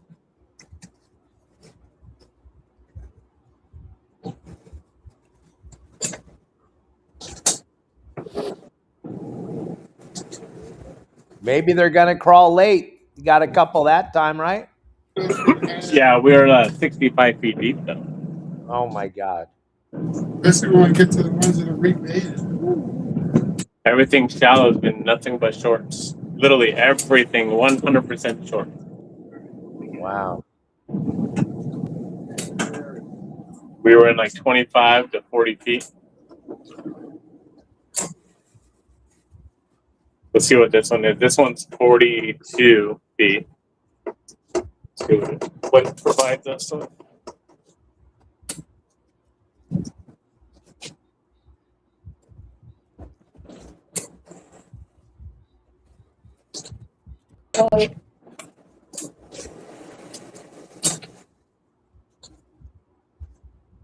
We will see.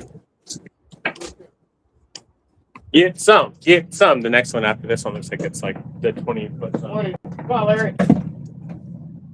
Is it heavy? Yes. Does it have a lot of lobster?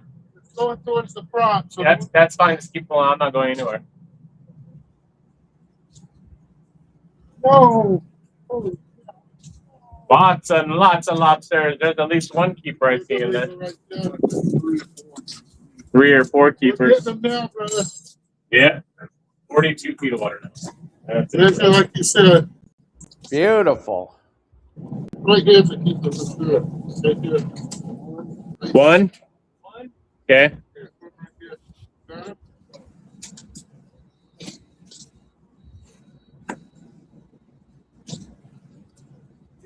Two. Got it.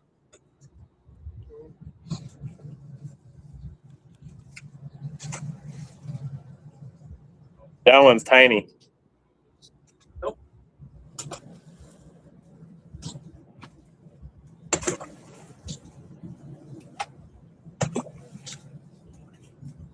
Hey. Yeah. Yeah. Figured it out. Got it. You figured it out, bro. Yeah. Never give up. 3 on that one or 2? Good. Okay, so we're at we get 2 every net now. We got 1 limit.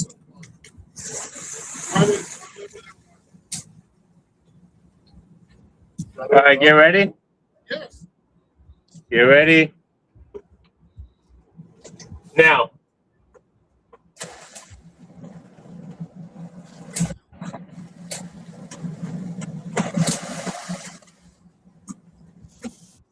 Trick.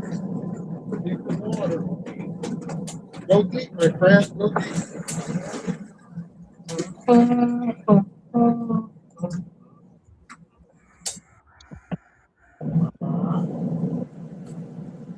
What you talk about, Willis?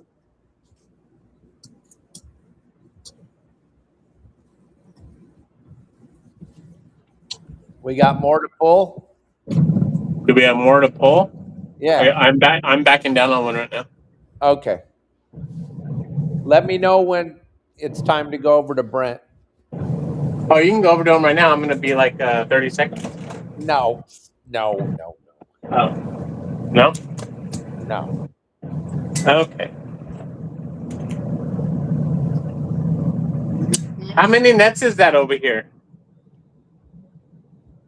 There's only 4 nets over here, right? And all the rest are at the other spot? Yeah, I think so.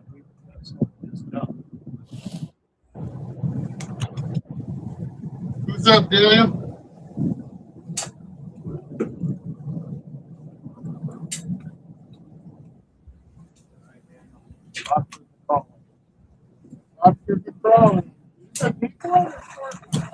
This is a medium one.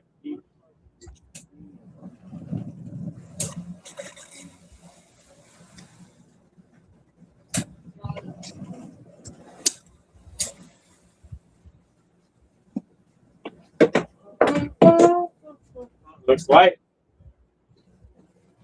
How much slack line was there on that one? Not much. So we have to keep that. Keeper. Keeper and no?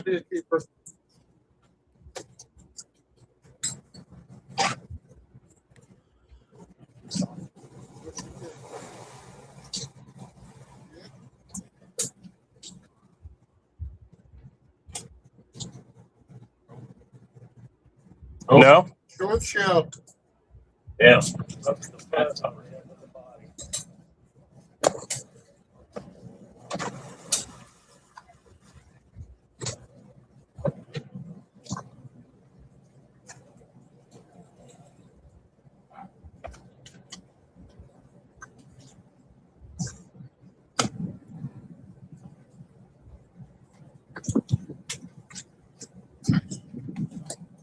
These new ones that are rebaited are going to get them.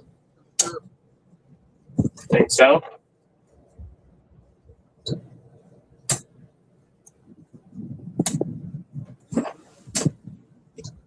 Why not?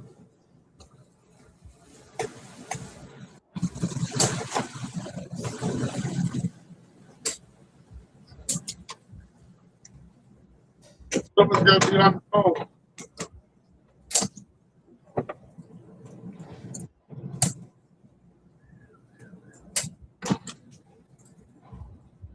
Grab it up, up.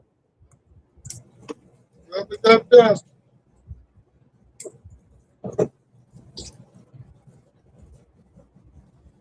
We already did it.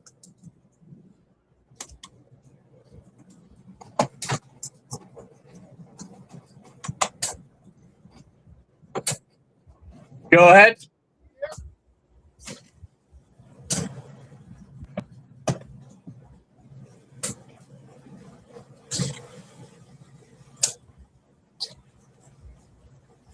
Get to the ones we rebaited yet?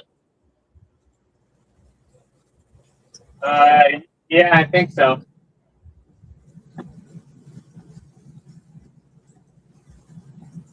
We get to the one with the secret sauce in it? Yeah.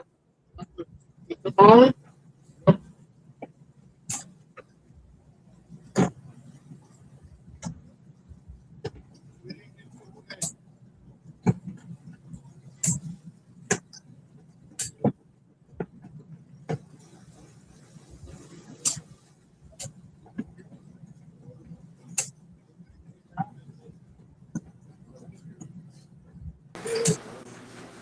What are you doing, Brent?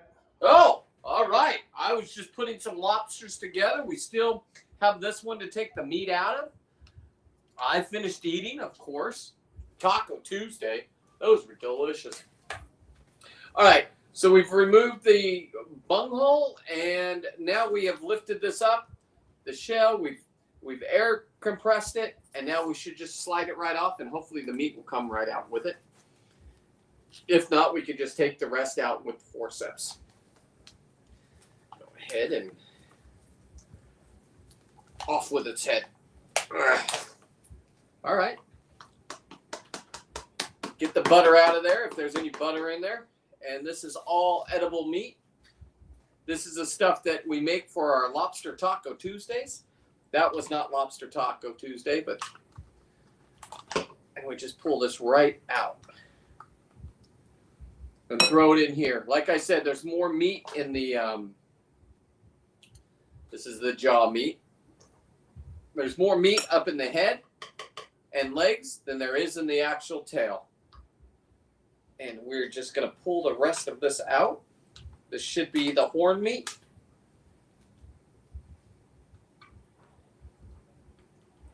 And we're just going to for some reason it's not coming. Doesn't always work as planned.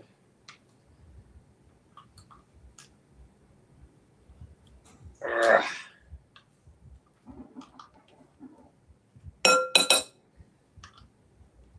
Now that last pull, it looks like the lobsters are deeper. I'm watching. As a diver, if I was out there tonight, I would go deep. The bigger ones seem to be deeper. Catalina, though, it's so the cool thing about Catalina is you got a place to stay and this and that, but there's a lot of traffic there, a lot of people that are using the island, and man, the bison or the bison, the buffalo, the bison, are they buffalo? The bison. That's so sad. I can't believe that. I'm glad you brought that to our attention. Yeah, no kidding, right? It's a bummer, man. It's California. It's criminal. It is, and we just sit back and I don't know why people keep voting for that guy and voting for, you know, like Justin was saying, you can't go get a fish without getting a ticket, but they could take a whole island away from the people, and it is so sad. Like I said, I've talked to you about this. I've seen it on the dive boats when we're diving around the island, either in the summer trips or lobster season, and you look up on shore and it's like you're seeing a mirage. You're like, what? Am I really seeing that? And for that to be just gone, just because somebody wants grapes. Yeah, less than 10 years, they'll all be gone. It's, you know, and then they'll say, oh, we should have done it. It's almost like the otters, right? They got all the otters out so the abalone could thrive. They killed them all, or they said they moved them up here. And, you know, I mean, that's just, like I said, I'm not going to get into politics, but the whole thing's just whacked, man. I mean, now you want to reintroduce the otters because it's not meeting your agenda. I mean, the black sea bass, I'll tell you what, I mean, they are just dominant underwater. You know, ever since they've been protected, they know they're protected. They do whatever they want. They take, I see your guys' lures in their mouth all the time because they're so big. They just come up and eat the fish and just rip it off away from the fishermen. They come up underwater and just devour our lobsters. You hold a lobster up and it'll bite it out of your hand. I've seen it. My buddy had to have surgery last year because of it. He was lobster diving and it came up and bit him, took his lobster straight out of his hand. So right now, I'm just taking the sexual organs out and the butter and the butthole, the poop chute line, getting the meat out. And now we're just going to give this thing a nice shaving. We're going to take the gills off, the gills out, because the gills are connected to muscle, and the muscle, if you're going to get the meat out of the legs for taxidermy, you want it to just be able to just disconnect. And if you have the gills right here are all working with a muscle inside there, so you just cut them right down here where the hard shell is if you're going to taxidermy, or if you're going to get as much meat out as you can. If you're not going to taxidermy, I don't suggest doing this. I suggest just cutting the legs off right here in a straight line and then blasting the meat out with the air compressor with the basketball needle. We'll be doing that later on, but right now we're just kind of getting it prepared for all that. So that is why I'm removing all the gills all the way down to where the muscles connected. And that will make it so much easier right here for this meat to just come out. These things are just incredible. So I just dig my finger all the way down and I'll scoop as much meat out as I can right there. I'll take the tweezers for the top part and just pull this meat out. That meat can just be all cooked in butter for your lobster tacos, for your lobster ramen, for Lisa's lobster cheese and mac that me and Dave have tasted. Now, I know Justin was trying some different baits. I wonder if we put Lisa's lobster cheese and mac in one of the cages. I'm curious to see if the lobsters would love it. Well, you and I will definitely crawl in there. Yeah, we'll put on our scuba tanks and go down there and eat it. Probably with the seals and everything else. But yeah, that lobster cheese and mac. Dave was trying to eat it right when we hooked into a thresher shark, and I didn't know if Dave was going to put down the lobster cheese and mac and get the thresher shark, or you were trying to command people what, or tell people what to do, but you were looking at that bowl and half of it was flying in your mouth, the other half was like, oh my god, I gotta put this down. So right here, to get the tail meat, you don't want to cut through the tail, you just want to cut through the membrane. You don't want to cut through the meat, I'm sorry. You just want to get right along the membrane and just go ahead and cut it just like this, and that way you'll retain as much meat out of this as you can. So now you get that extra chunk of meat right there if you do it this way. So we removed the poop chute, we've removed everything, and now what we're going to do is we're just going to run our finger down. We previously froze these and thawed them out, and you're just going to take your finger and run it far down as you can, all the way around the bottom and top. Remember, these are the fins that we cut off. Those all have muscles in them, so you want to get that meat out of there because it'll hold the tail meat in, and you could tear the tail meat.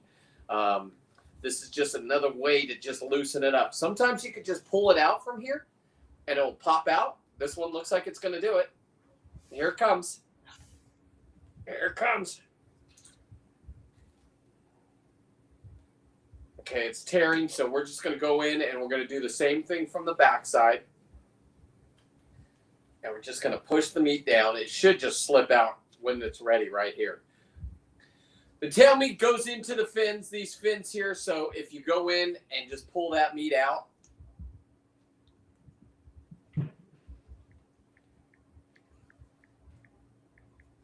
go, and then work the other side the same way.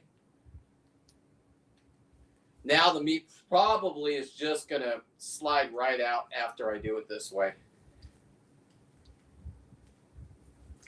So now I'm just going to go ahead and work my finger just like I did on the top part, on the back part right here, pushing it. And as soon as you disconnect, there it goes. Pop goes the weasel.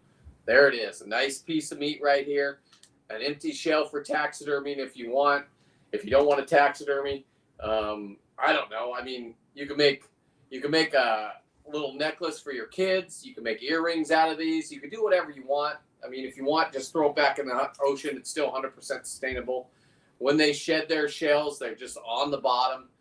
If you want to do taxidermy without doing all this work and you're a diver, you can dive down and just find out where the lobsters are hanging out. And when they molt their shells, they're perfectly, all the meat is completely out of them.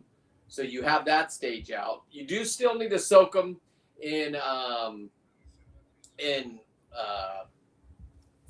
rubbing alcohol, just because of the, what was in the ocean and stuff like that.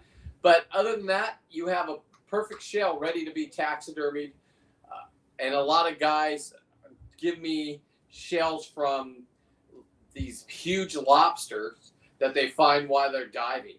It's almost like finding like an ab shell that an otter is eating up in our area, that kind of thing. So this meat is out of there. We have it out of here.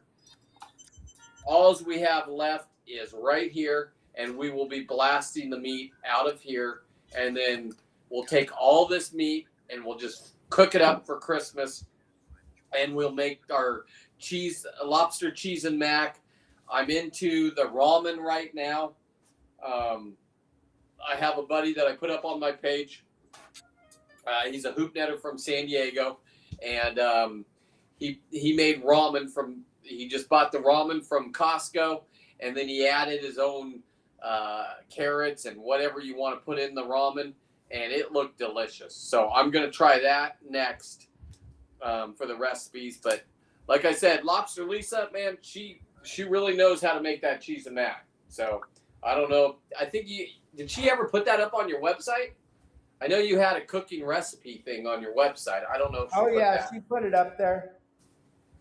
But I mean, if you follow that and you taste that, I don't know. Like I said, sometimes when the person makes it, they just have special magic. I know there's my grandma can make a peanut butter and jelly, and then somebody else can make a peanut butter and jelly, and it doesn't taste the same even though it's a peanut butter and jelly. It's just because grandma made it. I don't know if Lisa has that special magic with her cheese and mac, but yeah, I'm telling you, me and Dave are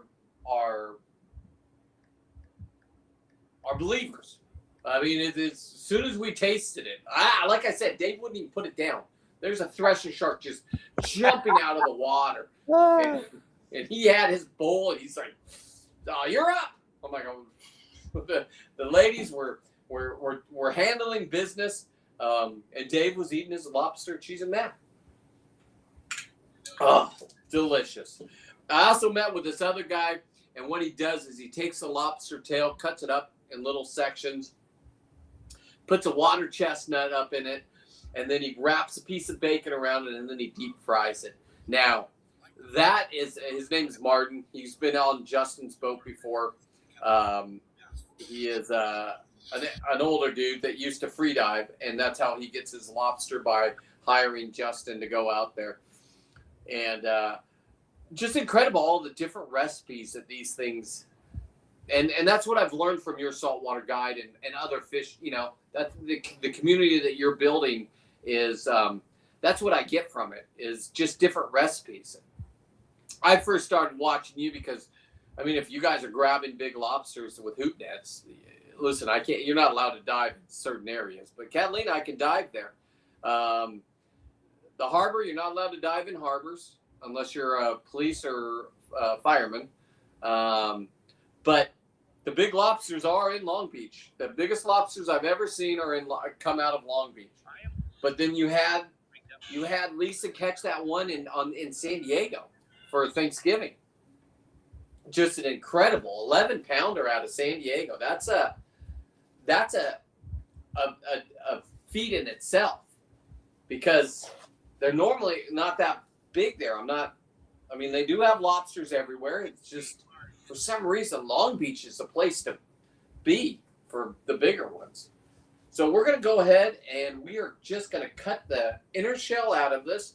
All of the shell in here, right here, I need to remove, pull it up, and that will give me access to, when I use the air compressor on the legs, it'll shoot the meat all the way through. Otherwise, it'll just shoot and become a mess, and it won't come out. So let's grab some scissors. Now let's get cracking.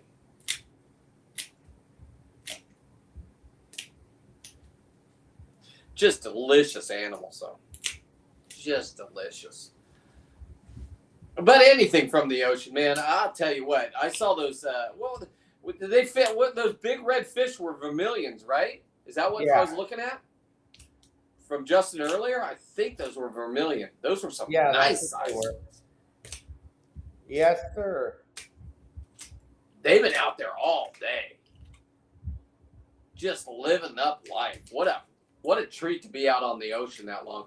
I got to say, it's kind of nice being in my studio, nice and warm. I got the heater behind me and blah, blah, blah. But hey, I was out there on Sunday, or Sunday is when I went out for these guys and grabbed them.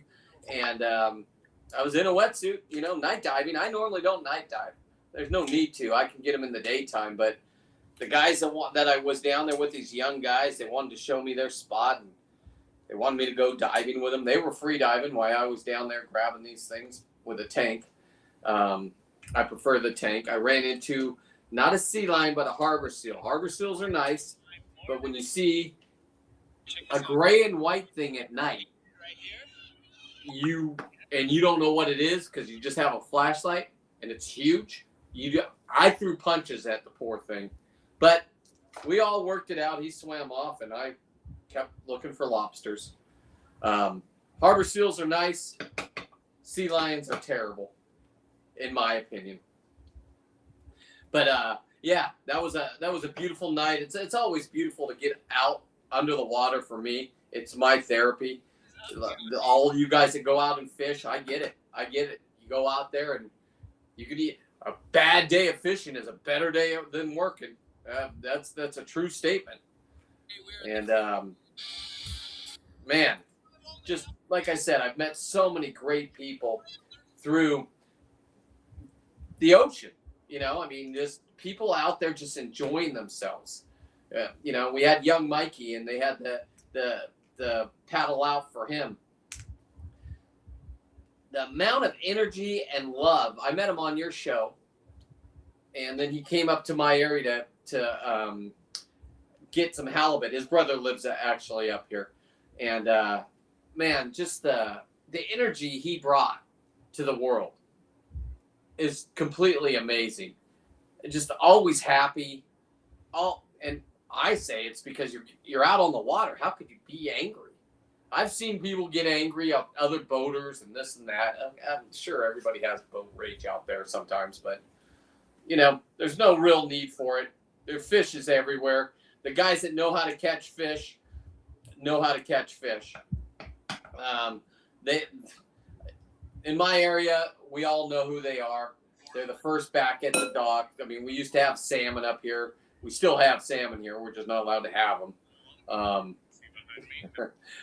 I think they opened it up twice this year, and it was just a recipe for disaster because everybody's out there on their boats trying to get there. They only got one day to do it, and they're just I don't know. It's a different world. We're just gonna be in it. But like I said, the bison on the deer gonna get eradicated. It's a shame. It's a shame. Until how I really met Dave is when he was getting the sea bass, the sand bass, and he would say on the show, there's some people that don't care, but then they're going to come out after something you care about. I cared about abalone. They just closed it for another 10 years. I'll go dive tomorrow and show you abalone on top of abalone that are trophy. For some reason, they closed it for 10 more years. Well, I know the reason. They don't want us to have it. It's ours. We're Americans.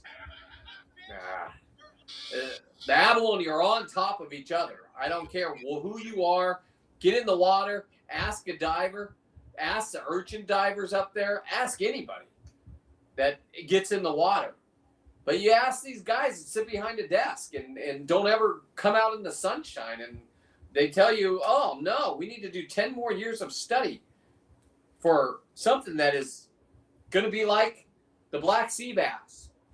It's just, they're not giving it back. They take it away. They don't give it back. So the black sea bass are huge. They're dominating the ocean. They're taking every fish. They're eating everything out there.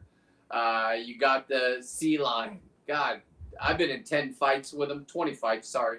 I'm 20-0. I haven't lost a fight. You're not allowed to touch them unless they attack you. If they try to take your fish, you can stand your ground. The wardens have asked me not to show those videos. I said, okay, why not? I don't want the wardens on my case. And I am allowed to stand my ground, though.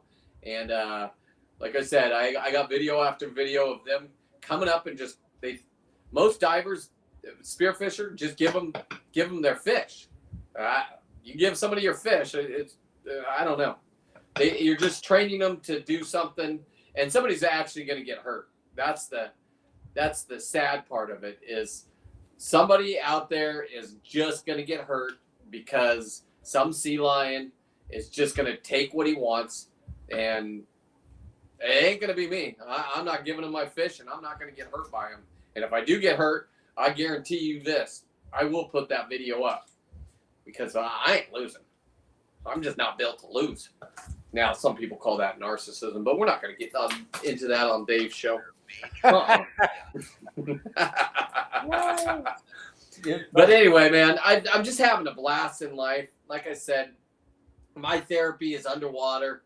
For some reason, my algorithm is young kids, male kids, 19 to 28. And they took me out to their spot, and he goes, please don't tell the spot, and please don't come here and just dominate this spot. And I'm like, I'm not going there unless I have a boat. I'm not walking. We had to walk a half a mile, and then we had to climb over rocks, slippery rocks. I had tanks on. This is when you don't want tanks on. I said, you don't have anything to worry about. Unless I'm on a boat and we come around that side and I plop in, I ain't doing it. And I'm not, that area, it's his, But that, man, just to meet those young kids that have watched my videos, they grew up on my videos. I've done this for 25 years. And like I said, for me, this is living. When you get to go out and you get to experience and meet new people. I heard on your show today, my thing is learning how to fish from the best, but meeting people. The group that you put together, we got a group of 11 that just text. Sometimes it's all night long. Somebody's up. Sometimes people put it on mute, blah, blah, blah. I know. But it's that community that you get, and the recipes and the friendships, and we all kind of think alike. We all know Gavin Newsom is what Gavin Newsom is. We all live here in California, and we refuse to leave because we have the ocean here. If the ocean wasn't here, I'm gone. And they're gonna take it away. They're chipping away. They're gonna take it away. It's gonna be illegal to even look at the ocean, right? When that happens, I'm not gonna be around. I don't believe. And you only have one time in life to thrive. And right now, I just love putting my tanks on and going underwater, and the halibut are my thing. But I'm going to go with Matt. We're going to fishing Matt when he gets a day off.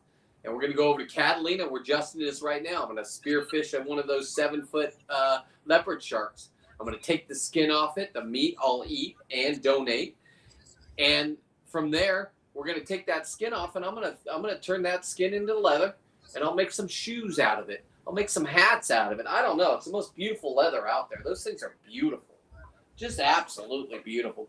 So that's something that, I met Matt through Your Saltwater Guide. And then Matt came to my meeting last week on Thursday. I was speaking at a freediving, of all people, club. And they just wanted to know how to taxidermy without paying for it. Anybody can do this. I didn't even get out of high school. I've just done this.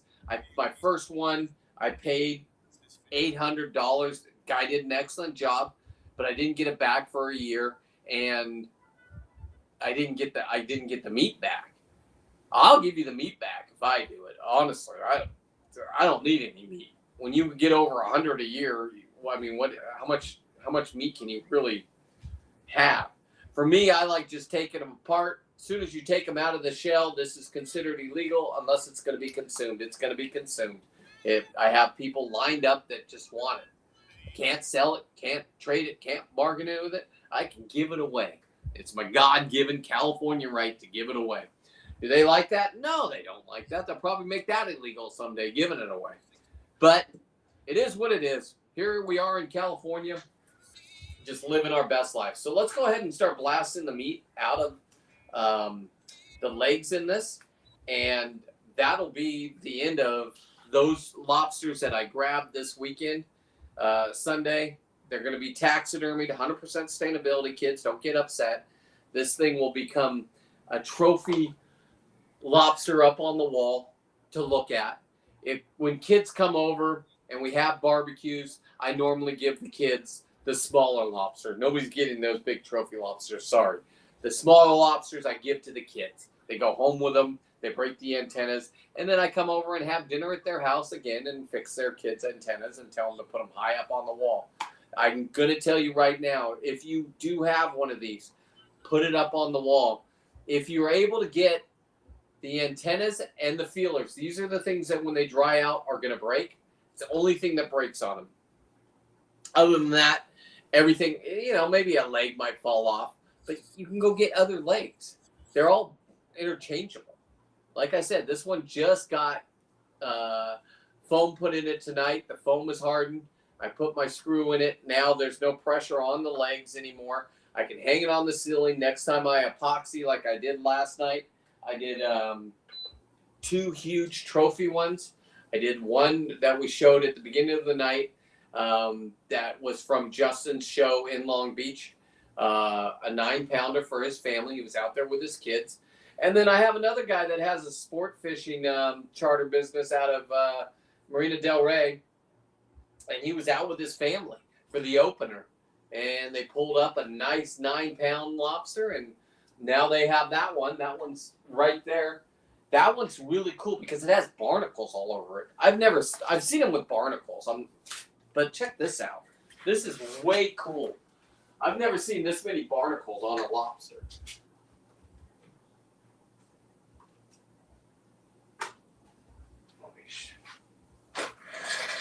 Let me get up close to the camera. But I epoxied them so they're on there. But I mean, all those little spots are barnacles. He's got a barnacle right there on his leg, right there. I mean, just incredible. Another barnacle over here. A big barnacle right there. Like, this guy was just living his best life down there. I don't know. He was just in some kind of weird area. But another beautiful trophy lobster that somebody can, I think he's hanging it in his office. I don't know where he's hanging it. But he has this. He was out there with his family, with his young daughter and his older son. His son's into fishing. I got to talk to his son for about a half an hour when I was picking this guy up. And he goes, you want a taxidermy? A huge, I think it was a squid or something. And it was like, I've never seen one that big. And he had it frozen. I'm like, I really don't know how to I only know how to taxidermy lobsters. I know how to make leather from fish skin and taxidermy lobsters. Oh my God, I turned around and there I was on TV.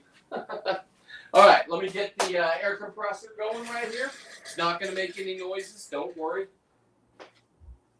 And we will go ahead and start blasting the leg meat out of this. And Justin had some nice pulls on that last one. He had some nice lobsters coming up. They were deeper. I think he said 65 feet. So if you're out at Catalina,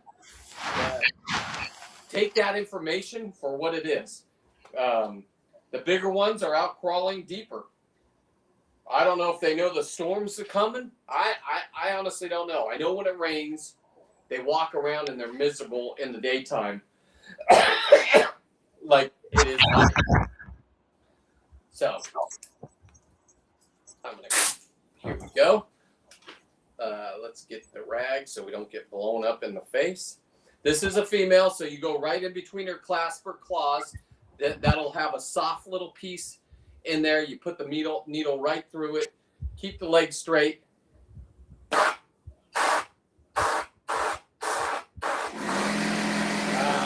sorry, Dave. Terrible for the show. I apologize.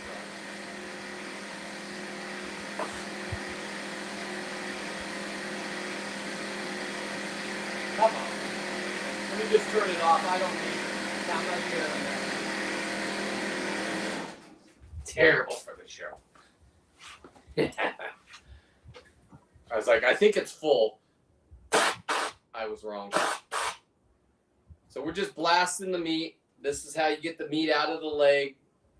You just work each leg. You go in right where it's soft, and you'll hear a different noise like that. This one had the front leg fall off, so it's right there.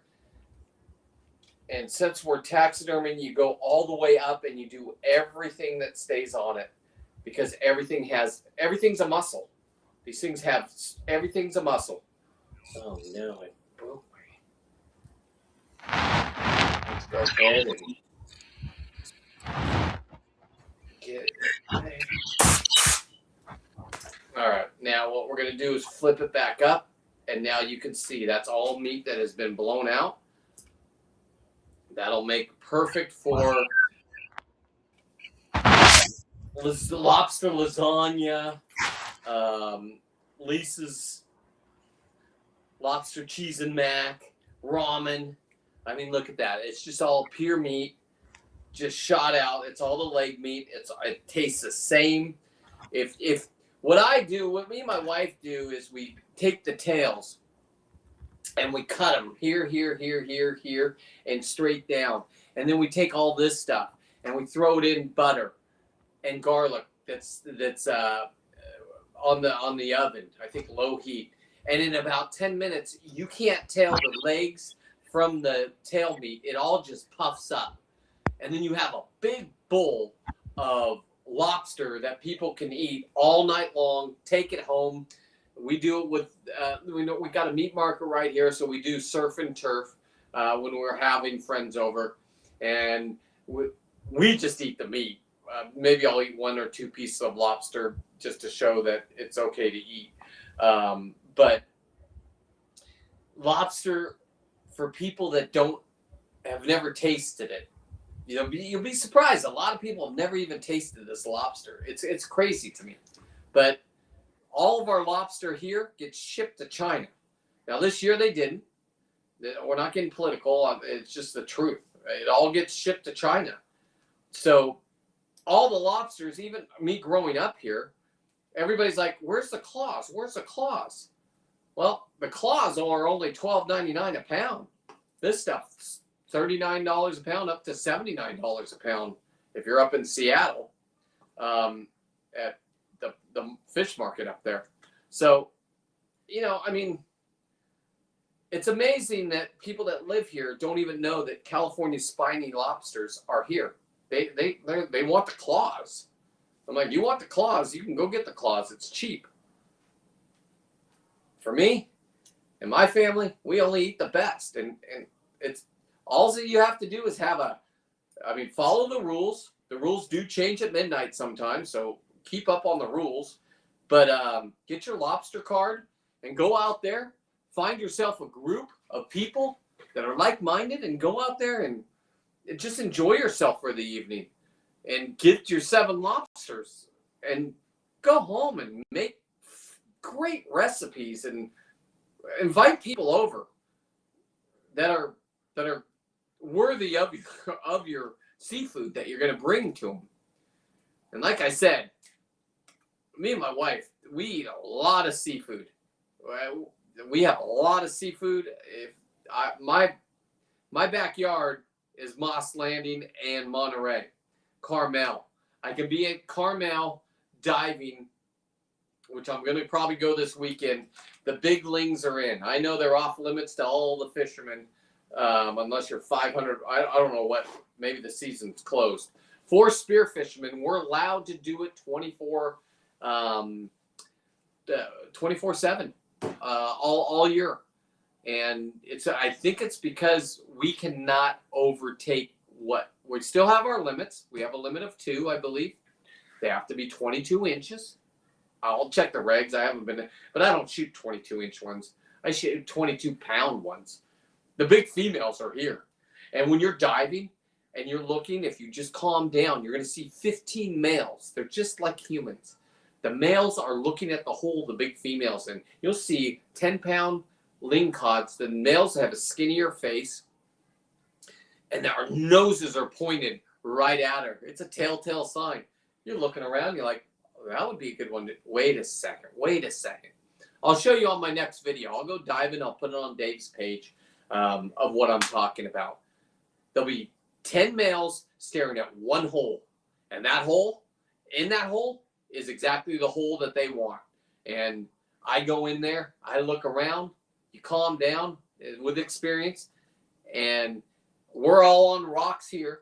Carmel's all rocks, and you'll look in that hole and you'll see a 20+ pound lingcod, the trophy lingcods. Now, lingcod skin is the best. One, you can take it and you can bake it. You can take it, you can dehydrate it and give it to your dogs. It's the best treat out there. It's not one from a pet store that somebody put something in. It's straight from the ocean. So, but who cares about that? The skin on the lingcod and capizon have no scales. So it's perfect leather. My shoes, you saw them earlier.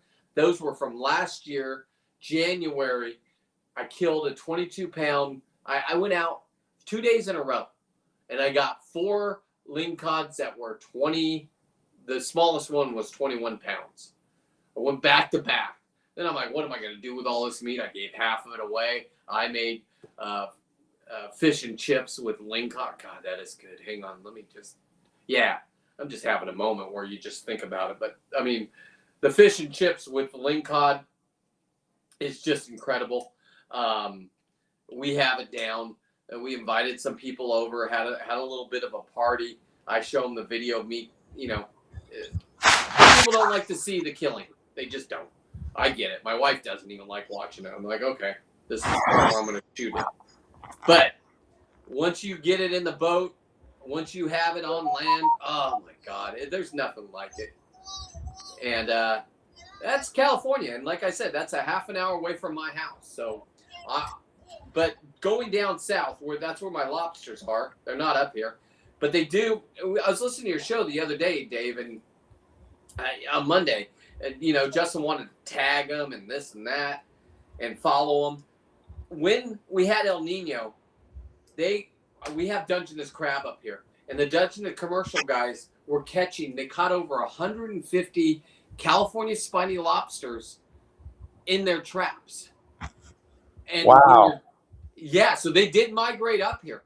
I've let some go. Some, you know, I've grabbed some, let them go. Don't do that. It's illegal. I learned.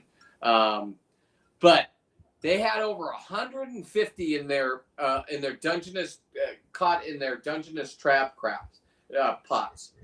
So they do migrate. I don't think they can breed. I know the islands are really good because of the currents and the perfect temperature.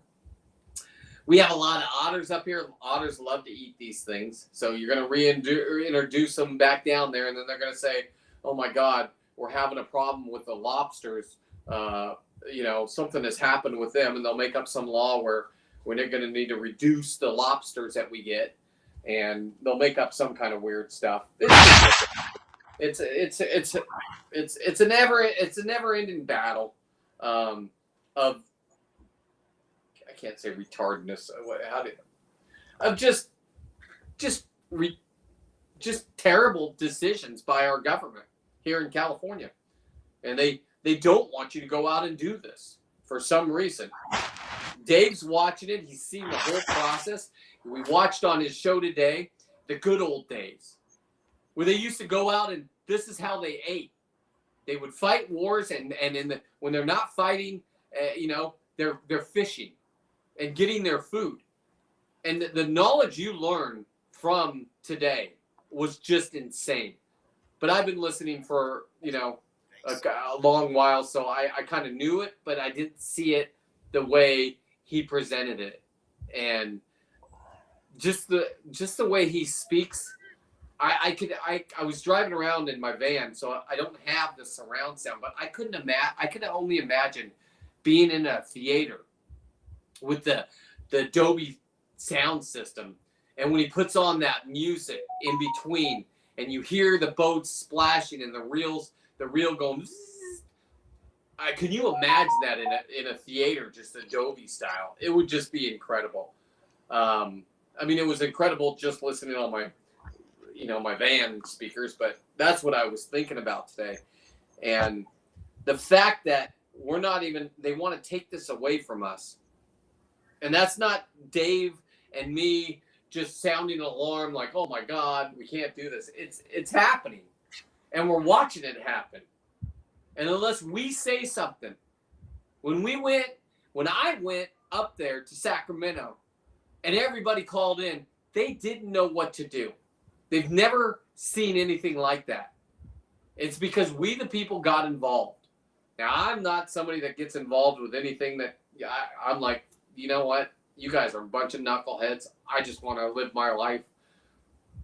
But if you have that attitude and you don't get together, they're going to take it away. Abalone, gone.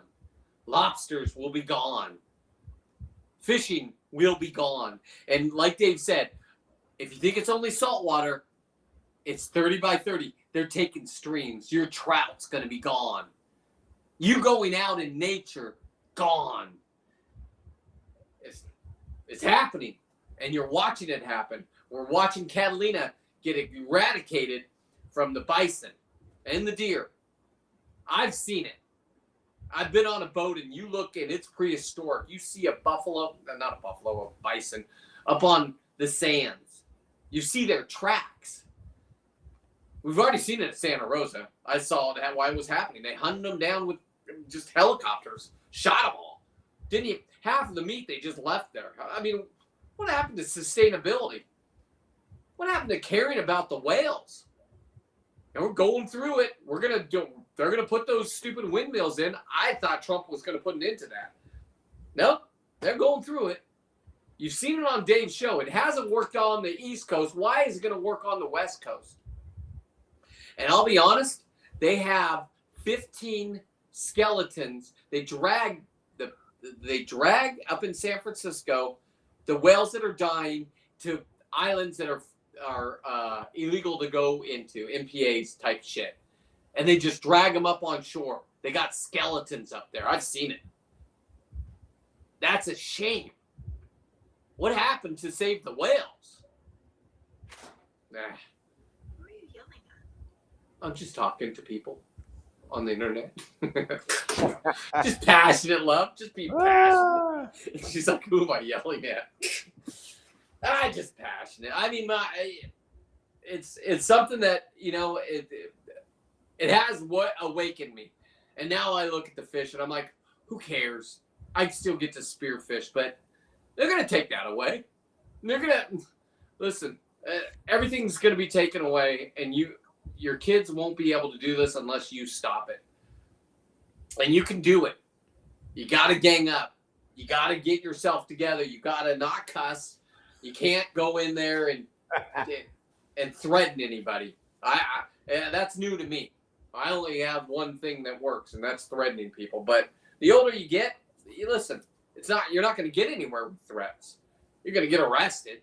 When you go up there to the meeting and they're complaining about, the staff up there, we're getting death threats. They got security walking in. They got 15 armed game wardens, and they have dogs that are sniffing for gunpowder and gun residue. You walk in there, and these people are afraid. What are they afraid of? It's crazy to me. They have no reason to be afraid.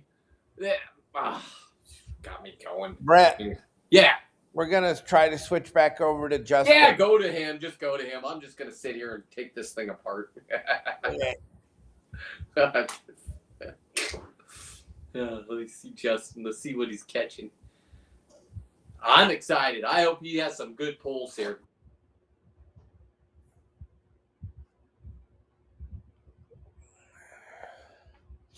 Can't get on with Justin. Where is he? Justin.